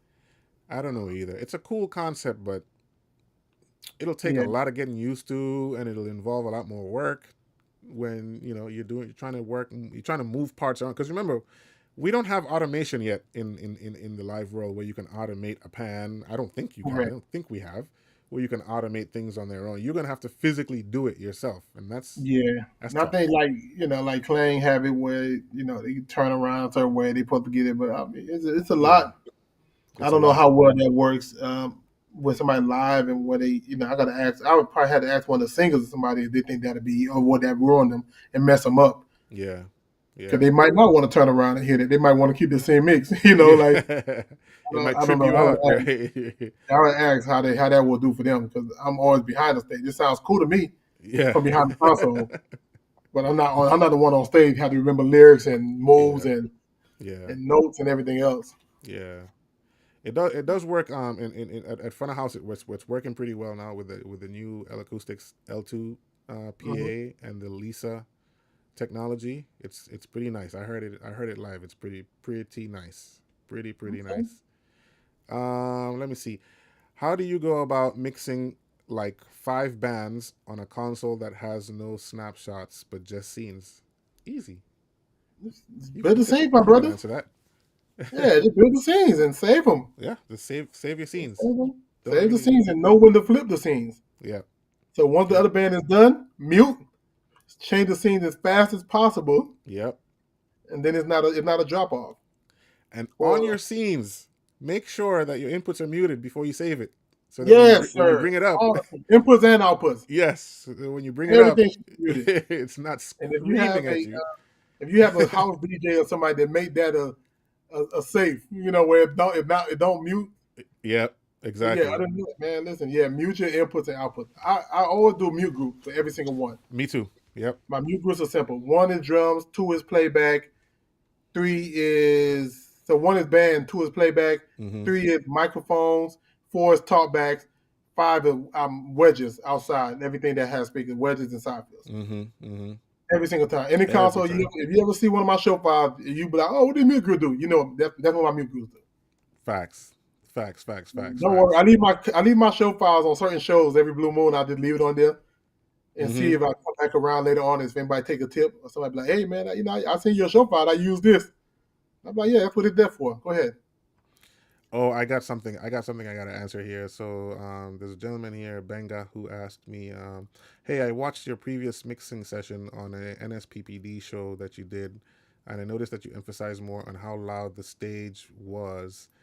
And then I noticed that the band was on in ears. So I'm wondering, why was it so loud?" I'll be very happy to answer that, sir. So you see, the band was on ears, yes, but the singers and the preachers did not have ears, and they wanted the stage extremely loud, piercingly loud. If it and you are a Nigerian, and you know what I mean when you're mixing Nigerians. If it's not loud, it's not good. That's what they always tell me when I do Nigerian shows. If it's not loud, it's not good. Absolutely. And where I thought it was loud, they wanted to go louder. So that was the Absolutely. situation. And I had side fills, huge side fills, and they wanted to hear themselves. They basically wanted to hear themselves when they walk from this side of the stage to this side of the stage, equal loudness across the entire stage. It Mm, was very loud. mm. I'm surprised I didn't feedback. I am very surprised. It was excruciatingly loud. See, all my Nigerians are starting to say, "Yep, We loud, understand that. Yeah, absolutely. loud." So that was Yeah. the situation, Benga. That was the situation. All right, question: do you guys think that AI will replace us in the future? Nah, They got a long way to go with that, bro. I don't it's think that will good. ever They happen. can't recreate the feeling. Yep. Music is feeling. I mean, no, don't get me wrong. Yep. AI can recreate music. They can do it very well, but they can't recreate the feeling of it. They cannot recreate the feeling. I totally agree. Or Nigerians are maybe, coming in and say, "Yep, loud is good, extremely loud." Yep, hey, boy, yep. loud stages. My goodness. We know the culture. We know. Yeah. Oh, Jesus. All right. Will on the mix. Do y'all use the same show file for every single band, or do you start from scratch? I'm gonna let you answer that, Mr. Show File Manager. Now I have a basics one that I will start with. If I know I have a four-piece band, that I will use something that I had already Mm-hmm. and go back through it and redo it. So just keep the EQ. But if it's like similar, right? So if it's similar, and I know I got all the band on ears, singles on ears, then I can start with that show file and just flatten all the levels and everything out. Keep my Mm-hmm. EQ and my gains and stuff like that on there. Yeah. Because more than likely I'll be using the same thing. But every blue moon, I like to start from scratch, man, just to keep myself honest. Yeah. Yeah. Know if I still have And keep your skills going too. it. Yeah, absolutely. I Because agree. sometimes you gotta learn how to reroute stuff on certain consoles that I've been doing for so long. You forget how to reroute it, especially Yeah. like talkback mixes. Like I always have my talkbacks going to my ears at all time. Yes. So you Yes. gotta learn how to reroute it through the mixer and the matrix and everything else. You gotta learn how to do that stuff sometimes. So Yep. I try to keep myself honest. It's funny you say that because I do that. I redo that every time on Digico just because I need to remember how to do it every single time. Because if you just keep it on your show file, you will forget real Oh, quick, easily. and then you're spending 20 minutes trying to figure it out, and the time is good. Now the musicians have showed up, and you're like, yeah, yeah. Yeah, now you gotta, I remember I couldn't do it on the CL5. I could not do it. I didn't know how to do it to save my life. Yeah. So I was mixing the whole show with the cue on one side and the talkback on the other. Oh man. Bro, listen, I could not remember. Good thing it was a hip hop act, so it Yeah, wasn't too much going wasn't on, too but I crazy. could not remember. It saved my life. Yeah, it happens. It happens. It Yeah, happens. Let me see. Did I see some other questions over here? No, what about your side? You see anything over there? let me pull it up. Let me go back to it. I'm just laughing at all these loud comments coming in. Someone say, "Why did you schedule this amazing session while I'm at work?" Oh man, I don't know. Yeah, That's just the way the schedule I'm gonna tell you lined what up. happened. Right? See, I have a teenager. Well, now he's the preteen, right? That still has to go to school, and I got to pick him up. Yep, And yep. then Great answer. so then yeah, then he does MMA and basketball and everything else, and yeah, and I had to fly out of country tomorrow, so it's kind of worked out. Mm, perfect. I really Ah, appreciate it. I so really somebody very appreciate it. important said, "What is y'all end goal?" Well, either you retire in the sound industry. So I feel like this person is telling me this because the person want me to stay home more. Is that wifey? Yeah, I feel like that's why that person is telling me this. Never I retiring, the love more that. it's gone. No, You shouldn't have said you're traveling tomorrow. Now she's remembering that. Now she's feeling it. Like, oh yeah, man, my like baby's bro, gone. Herman retired. I'm tired of picking up your stuff from school while I have to work. Um, Oh, real okay. quick, So, Brian, do you plan on retiring in the sound industry? bro, every day I go out there, I feel like I'm done. Every time, bro. I can't seem to let it go. That's it. I don't Oh know how to man, do anything else. Honestly, right now, I don't know. I don't know how to do anything else right now. So I have to really sit down and think about that because like this has consumed most of my adult life. Because like you said about football, I uh, didn't give up on basketball. Basketball gave up on me, yeah, you got to figure and something so out. I had to figure something out. You know what I'm saying? I will say So that I'm tell you a funny story, man. I'm gonna call some people out. So you met Vernon, yep, major playback engineer, right? Engineer in general, yes, studio, everything, right? So Vernon and my guy Tim Hibbert, mm-hmm, we were doing an artist, big time artist, and we were traveling all over the world doing it. mm-hmm, And we started asking a question. We're like, man, how much money would it take for you to retire and never touch a console again? yeah, So my guy Tim, who's a great engineer, he's like and production manager. He's like, man, I can't get away, man. I got to do it. I love mixing. yeah, Me, I was like, bro, honestly, I could do it for 10 mil. I would yeah. never have to touch it again. Okay. And I think Vernon was a little less. Vernon might have been like $2 million. But by the end of He's But ready to go. after about a year of us doing this, man, it got down to the point where it was just like, bro, I'll just take per diem and I'll be done. I just give me per diem, man. I'm good. And I fly home, bro. I'm cool. Yo. Yeah, I mean, yeah, I would. I do plan on retiring for. I don't know if I would plan on retiring from the industry, Yeah, but I mean, I'm already slowly taking myself out of like mixing, yeah, slowly yeah. taking myself out of that to wait for somebody else to come in, and then did the production manager and stuff. And once I get done with that, then probably artist management and whatever the next tier is, Mm-hmm. to the point where I make enough money and I have enough setback that I can be like, okay, cool, I'm good now. Yeah, my plan is I'm just trying to get back into doing some more studio work, into Mhm. creating stuff, and probably getting into like sync licensing and things like that. I don't really want to get into the music industry as a producer per Right. se, but I mean, if an opportunity presents itself, yeah, I'll take it. Absolutely. But sync licensing, advertising, stuff like that, I wouldn't mind. And then Yeah. sleeping in a tour bus kind of gets it kind of gets to you Yeah. after a while. If I can start something up and get something going and like okay, if any artist who's watching this and you can't you don't like hey man I don't have time to hire Henry or Byron, what Hmm. we can do though we can come in, get all your stuff set up, Yep. get your engineers set up correctly. You pay us, and then we don't do the tour. Let the other guys do it. Let the other guy do it. Yeah. Yeah, absolutely. Consultation. I Oh will yeah. come in and build every show file that you need and walk them through every single thing. Facts. Facts.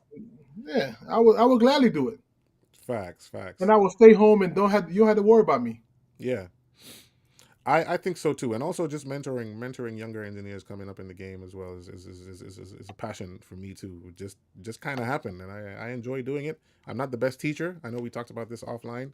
I'm not the best teacher when it comes to the technical stuff, but I can get you where you need to be. I can Yeah, get yeah, I you. can get you to keep a job. Yeah, I can get you where you need Oh, to be. let me ask you this: do you feel like it's hard to mentor the next wave of engineers coming up, or what No, do you feel like the disconnect is, if it is one? I'd say if you had asked me this question 5 years ago, I'd say yeah, it's difficult. But I feel like the guys who were difficult to teach are already in the business now. Some are doing good, some are not doing so good. And the ones who are after those guys are hungry and ready to sit under a mentor and learn. Gotcha. And I love that. I really love that. They're hungry for information. There's information everywhere, but the fact that they can personally talk to you or personally talk to me is, I think, what makes the difference in today's world of mentorship. Because you know how it is when you used to be a front of house and some dude just comes up to you and he's like, "Hey," and you're like, Yeah, "I really don't want to talk right now. I'm sorry, I'm working." yeah, yeah, absolutely. Hey You man, catch know? me after the show. Yeah. I'll answer all your questions for like 5 minutes. I promise. Yep. Yep. Catch me on sound check. That's a better time Correct. for me at front of house, not at monitors. At monitors, no, no, I don't Don't want to talk to talk to me at all. anybody. Yeah, Monica will catch And I me had to after the show, after I finish get everything done. Yeah, I had to learn that. Mhm. I had to learn how to tell people, "Hey, yo, not right now." Like even management, I was like, hold on. I can't talk right now. Like it's a Mhm. busy time. I'll get back to you in a Yeah. second. I don't know. I So feel yeah, I like think mentorship is I love it. I like it. I It don't know. feels For me good. though, I feel like the biggest disconnect is like professionalism, man. Like I don't know. Like Yeah, I it's can see where that's coming from. yeah. I can It's see where that's like coming from. people take this for granted. Yep. And that personally bothers me when people take something for granted. Yeah. Yeah. Because I'm like, man, how many people that could be out here doing it, that's waiting for a break, and Yeah. you have it and you don't seize the opportunity, like it really, and the people get comfortable. They do get comfortable. They do. Yeah. And that'd be the problem I have with it. And I then if sometimes I'm mentoring you and you have too many ears, I don't want to mentor you. facts. Yeah. Yeah. Yeah. Yeah. Yeah, what the point you got me mentoring? You just trying to pick something? No, I could give you tips or something, but I don't want to mentor you if you listen to 30 different people Exactly. and you picking up a lot of bad habits. 'Cause I'm seeing these guys work, and I'm Yeah. seeing them the way they work, and I know it's not very efficient for what you're gonna do. Yeah. And you want to keep on doing that by all means, man. One of the greatest compliments I've ever gotten from a band or an artist is that they told me as a monitor engineer is like, you definitely have the temperament to be a great monitor engineer. That's the greatest compliment I've ever received. It has nothing to do with my skills or ability or nothing. That was the Uh-uh. best compliment I've ever had. And I appreciated him for saying that because, like you said, you talk about things like, okay, we have a break in the set. I'm going to every artist and every band member, like, hey, what you got for me? Even though they look like they were fine on stage, I guarantee you when you go ask them, they'll be like, actually, I could use a little more of this, a little less of this, da, da, da, da, da, Mm-hmm. da, and just go make the adjustments. Every single time that has worked, and I think that's what separates a lot of great monitor engineers from good engineers and from average engineers. And like we were talking about, monitor engineering is a very hard job to fill Correct. in this industry, especially in touring. Like people get you hear the stories. You like, oh, so and so they just lost their monitor engineer. Like what? What is that? You're on your fourth monitor engineer on this tour? That's Yeah, crazy. listen. At What some is point, happening? it's probably just hard to keep you happy. Yeah, exactly. Yeah, that's fine, and that's fine. If you're that person, you're that person. I You mean, that I don't have person. to admit to you. That's You, fine. yeah, you gotta have thick skin to work monitors, man. Yeah, Let's get to man. a couple more questions Don't take here. stuff personal. Byron, could you please talk to us about the Rupert Neve MBT? I haven't personally used it because I don't have any need to use it at Monitor World, but the front of house guys who've used it so far, they like it. They like it. I don't know. Have you had any experience on that yet? I've heard it. I don't know. I don't. I haven't. I used it before. I haven't used it a lot.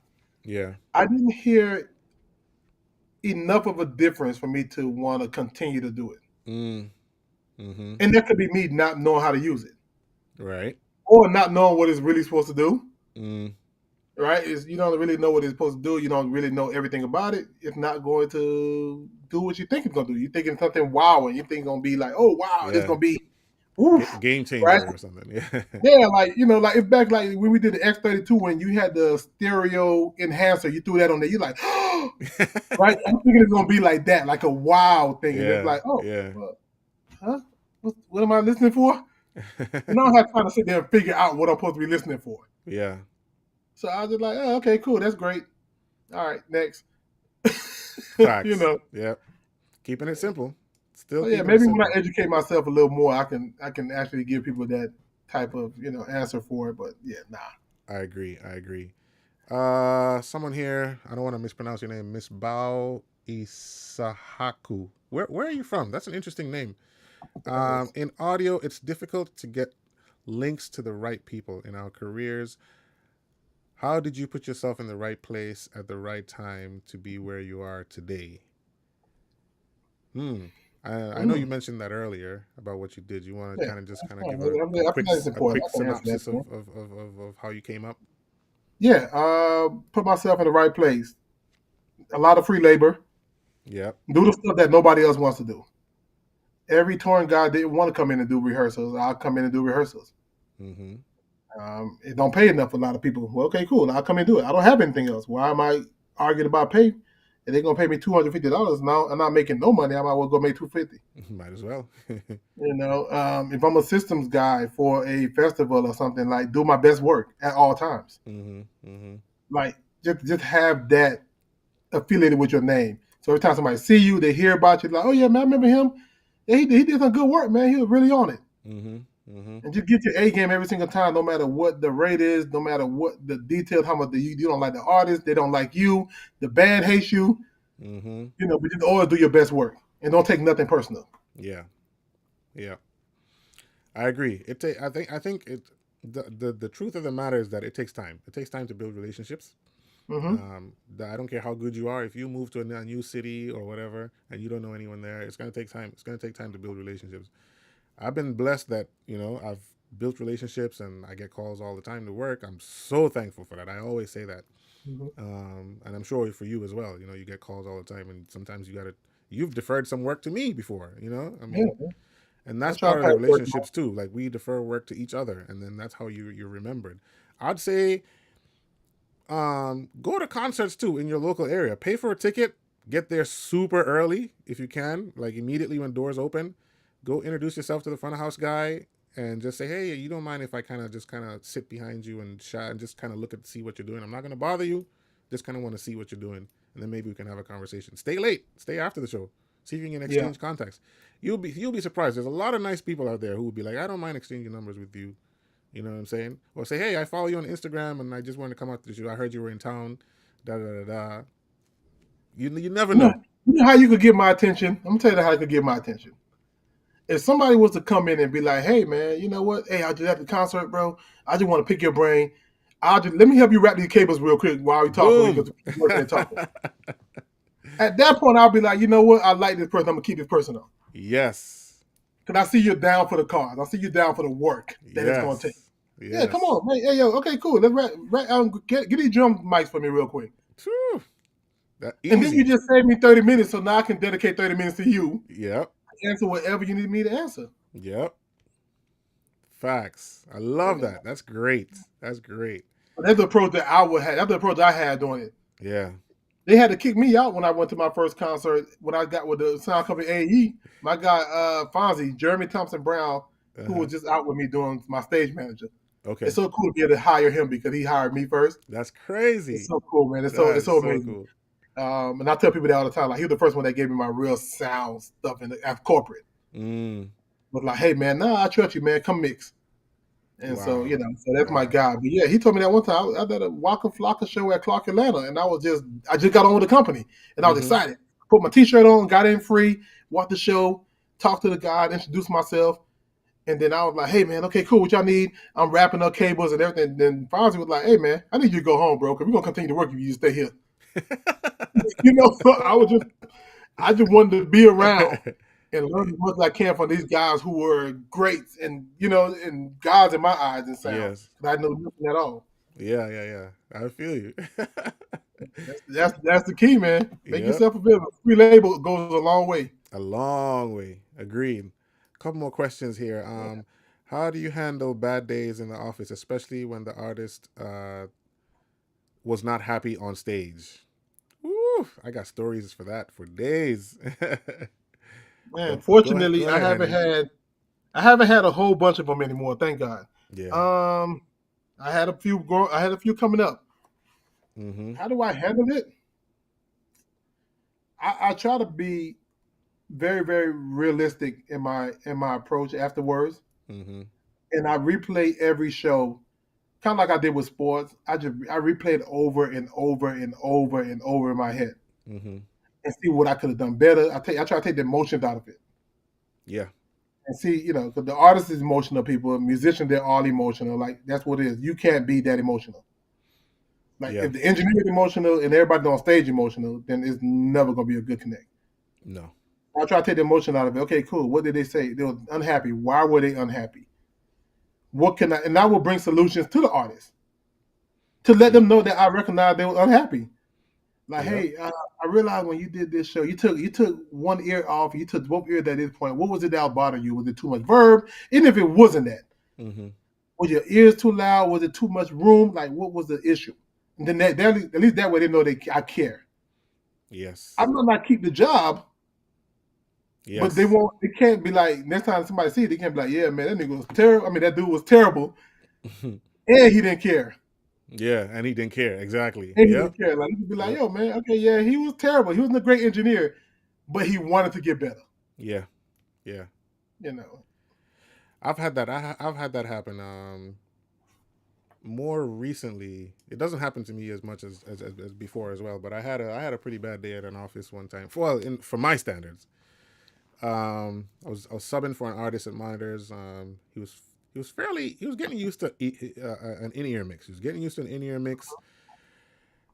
Changing from venue to venue. At one point we're in a club, and next time we're in an arena, and he's very big on the crowd feedback, getting some energy from the crowd that gets him going, and reverb.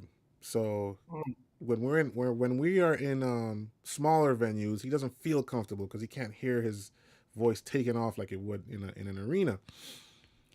And I came up with an idea. I was like, hey, look, I've listened to your music. I came in prepared. I kind of know where to swell the verbs and stuff. I can give you an arena style reverb, and I can help you feel a little more comfortable in this small space. And I can also maybe put a touch of that, which I usually don't do, in the audience mics as well, just to make it sound like you're in the same space with the audience as correct. well. And he loved it. He loved it. He loved it so much. But then I did another show with him, and it just was not comfortable. He was not happy. He was like, "Man, I'm not comfortable. I'm not comfortable." And he does. He also doesn't know how to articulate what he wants. You know what I'm saying? Correct.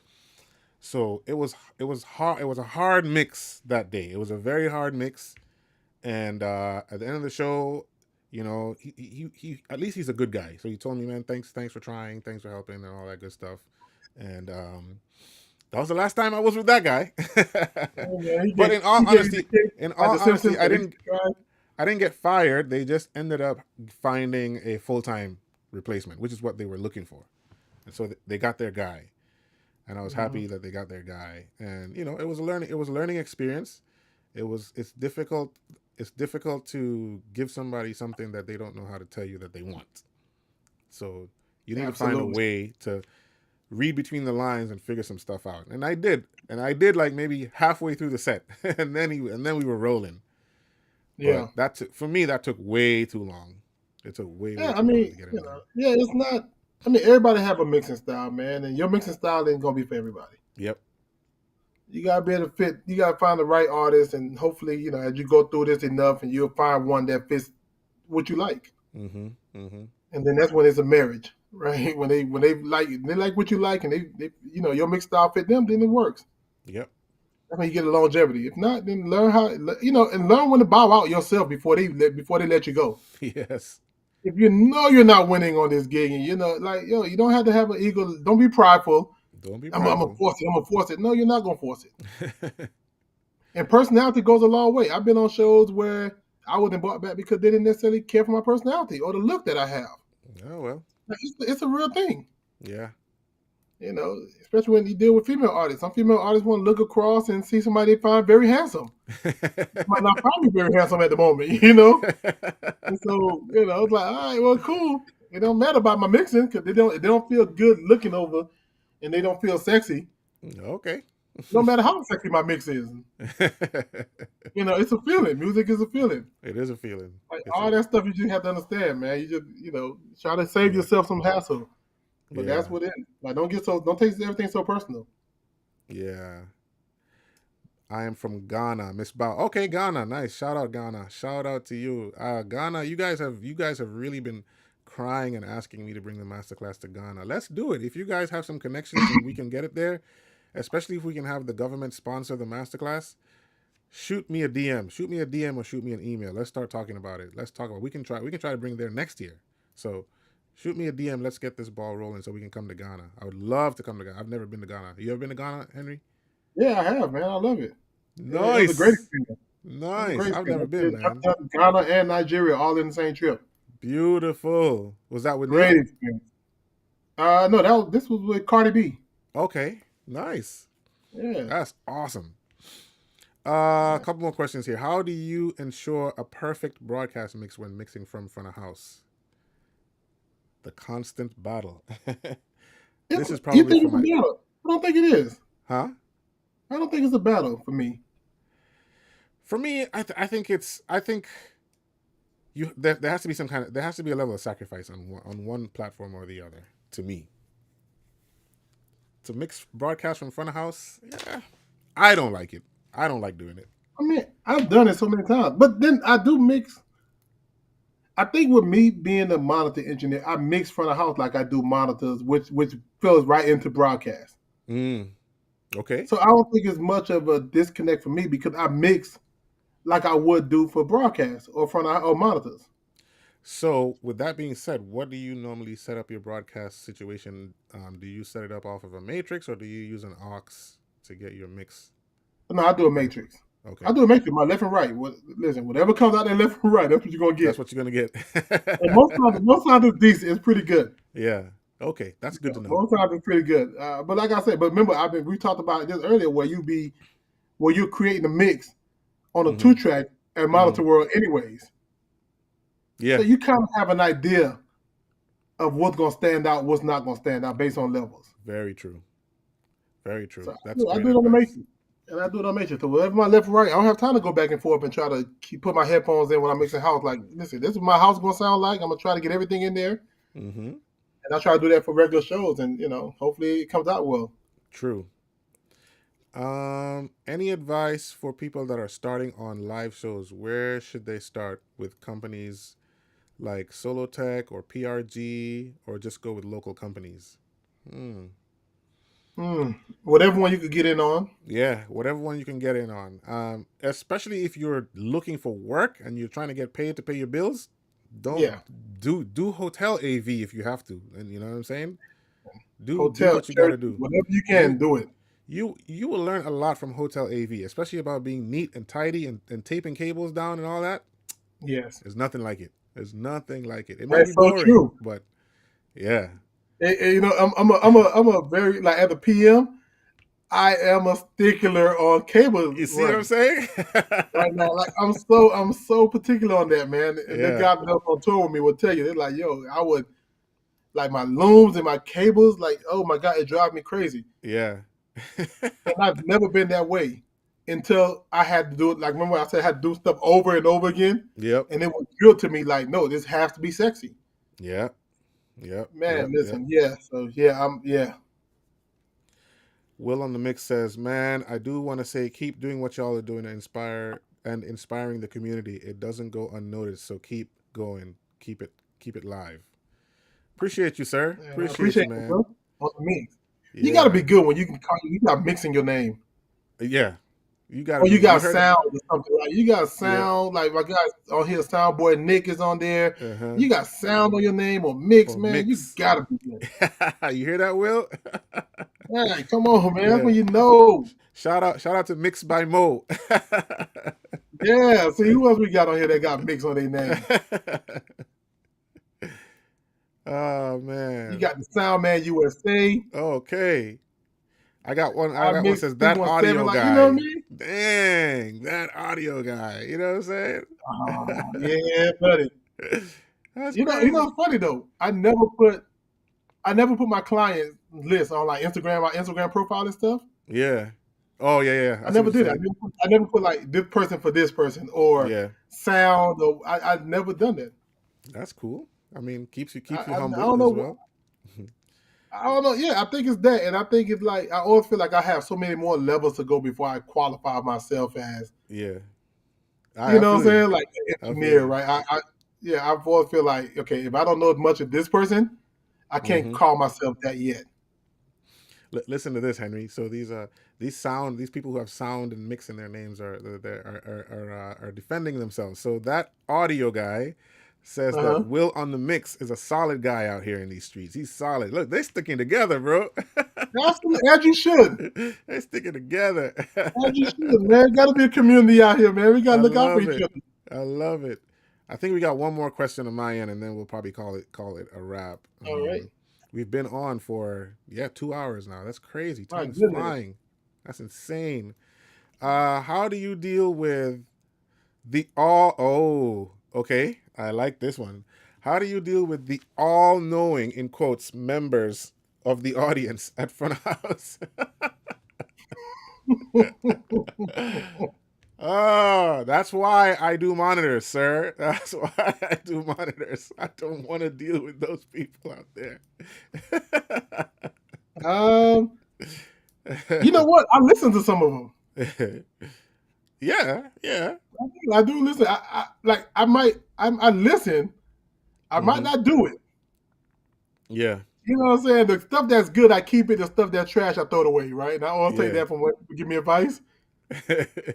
So some people be like, "Hey, I can't hear the artist." And I'll be like, "Yo, I'm hearing them so good back here." Yeah, And then I have to stop and look at the crowd. there you I go. might be in a mix of all 60, 70-year-olds. Yeah. And so therefore they might not be able to hear the artist. And so therefore I'll put the artist up a little bit and see how the crowd reacts. Mm-hmm. If Mm-hmm. you see the difference in the crowd, and they start enjoying it, then you understand like, oh, okay, I'm in this mix. Mm-hmm. This is the kind of crowd I have. It's There you not go. about me anymore. It's about the people here now. There you go. Great advice. Yeah. I agree with you. I agree with you on that. The only thing that really bothers me is the people who nowadays who come up to you with their phones and talking about, yo, it's 99 decibels out here. It's like, sir, Yeah. the venue has a decibel limit, and I'm pretty sure we're not at 99 right now. I'm pretty sure. Hey man, I tell them that. I say, yeah, with the Migos, I went to 120. You want me to do that? Oh, it's not loud enough for you? Okay, then leave me alone. uh, it's crazy. All right, final check on your end. Let's make sure we covered all the Let's questions, see. Let and me make then sure I didn't miss nobody, man, yeah, I before don't I think get I in missed trouble. anybody either. Now, I mean, Instagram, like I said, I can't see y'all comments from back end. You're looking at it on my computer. So if you had something, I apologize, man, if I missed you. Hmm. If I missed you, blame it on Byron. I don't know what you're Send him talking all the about. complaints. There you go. Send it all to uh, Byron. oh man, I didn't do yes it. sir. So what's next for you? What's in the future for you? I know you're in the PM role now. What's the Yeah, future looking like for you? I'll be mixing. I'll be mixing this week. Okay, I'm gonna head to Europe with Sexy Red. I'm gonna go do nice. that. Get it sexy. That's actually a fun gig to mix too. Yeah. Do front house. I actually enjoy it. Oh, so you are doing front Sexy. house with this one. Nice. Yeah, I'm doing front house with Sexy Red. That one's cool because my guy, my little nephew Lamar is actually PM in that one. Okay.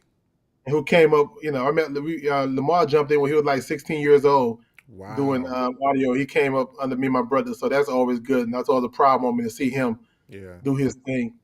And Yeah. anytime I get a chance to like go out there to make him look better, Mm-hmm.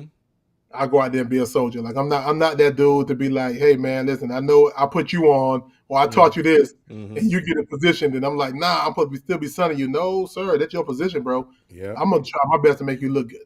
Yes, sir. Yes, So sir. anytime I Yes, get a sir. chance to do that, man, I'll go out and make sure my guy and make sure I hit the management and everybody happy because they like the way I mix. Thank God, right? So Yeah. Yeah. I go out there and try to do that every blue moon whenever I can.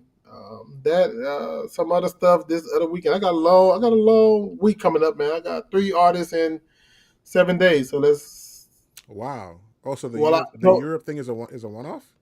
it's two shows. Oh wow. Okay. Yeah, I got 4 artists in 7 days. So yeah, we'll Nice. see how that works. I can only do Nice. 3 though. Nice. Very nice. Very nice. So Byron, I might be calling you. Put your PM roller hat on for a very important artist. So just be I'm ready. ready. I'm All ready, right. sir. I am ready. Um. All right. So people are just saying thank you. Thank you guys both for doing this. You're awesome. Cheers from Toronto. Shout out to Toronto, man. I need to come back. I need to come back, man. Dope Oh, man, you got podcast. a new follower. Shout out to you. Follow me. Yes, Damn. sir. Oh, we just got one more question in. Lucky you. That's good. How many times do you use the delay button on front of house on a typical live concert?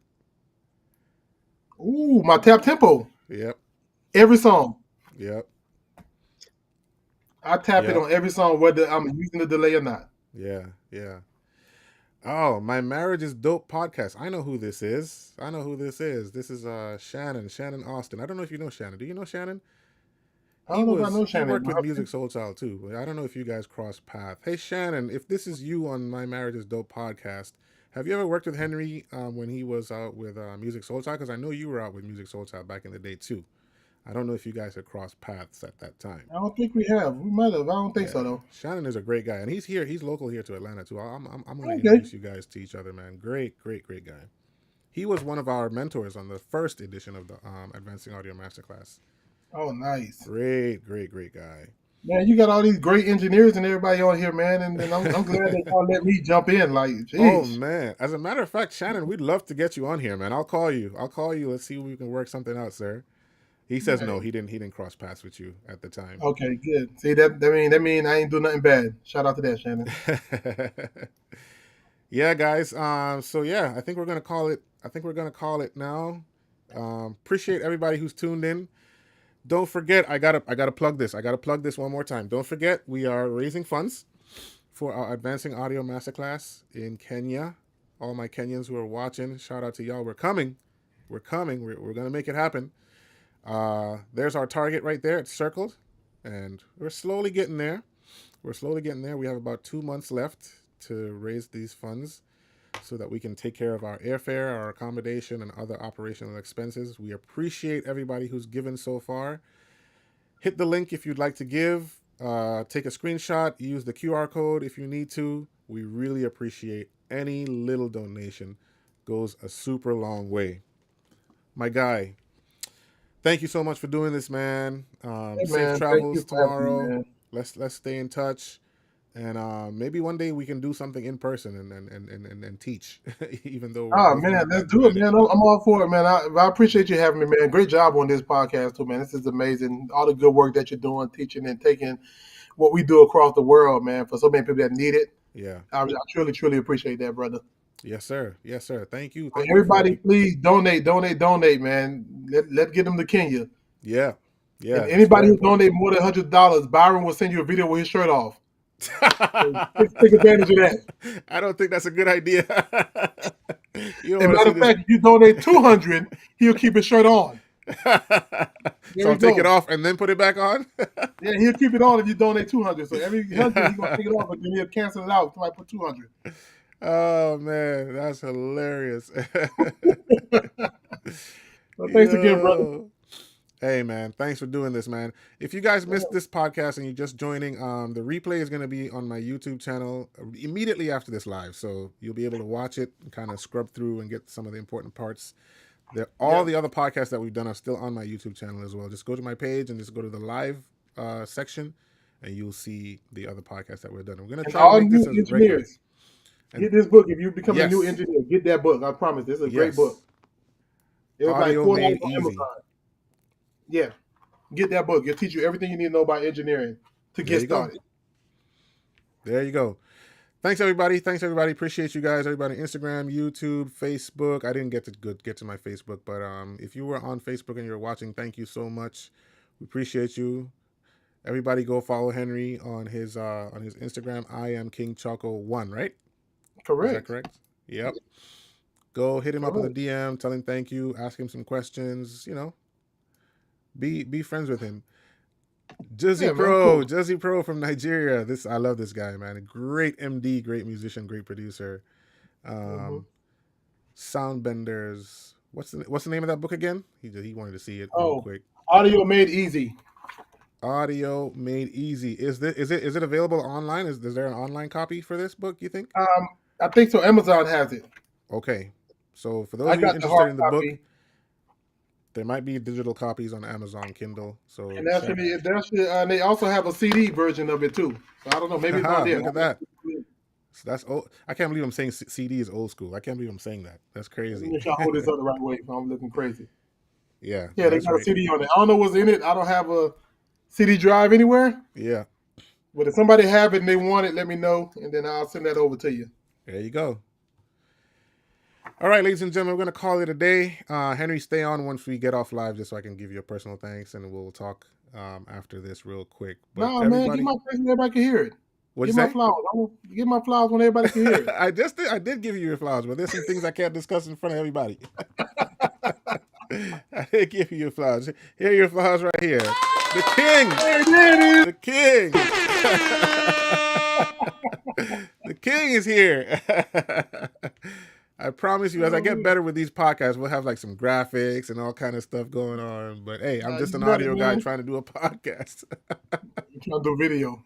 Yeah, man. All No, good, awesome. man. Thank you so much, Thank you, everybody, man. for It's been a joining. pleasure. We're gonna step out now. Peace.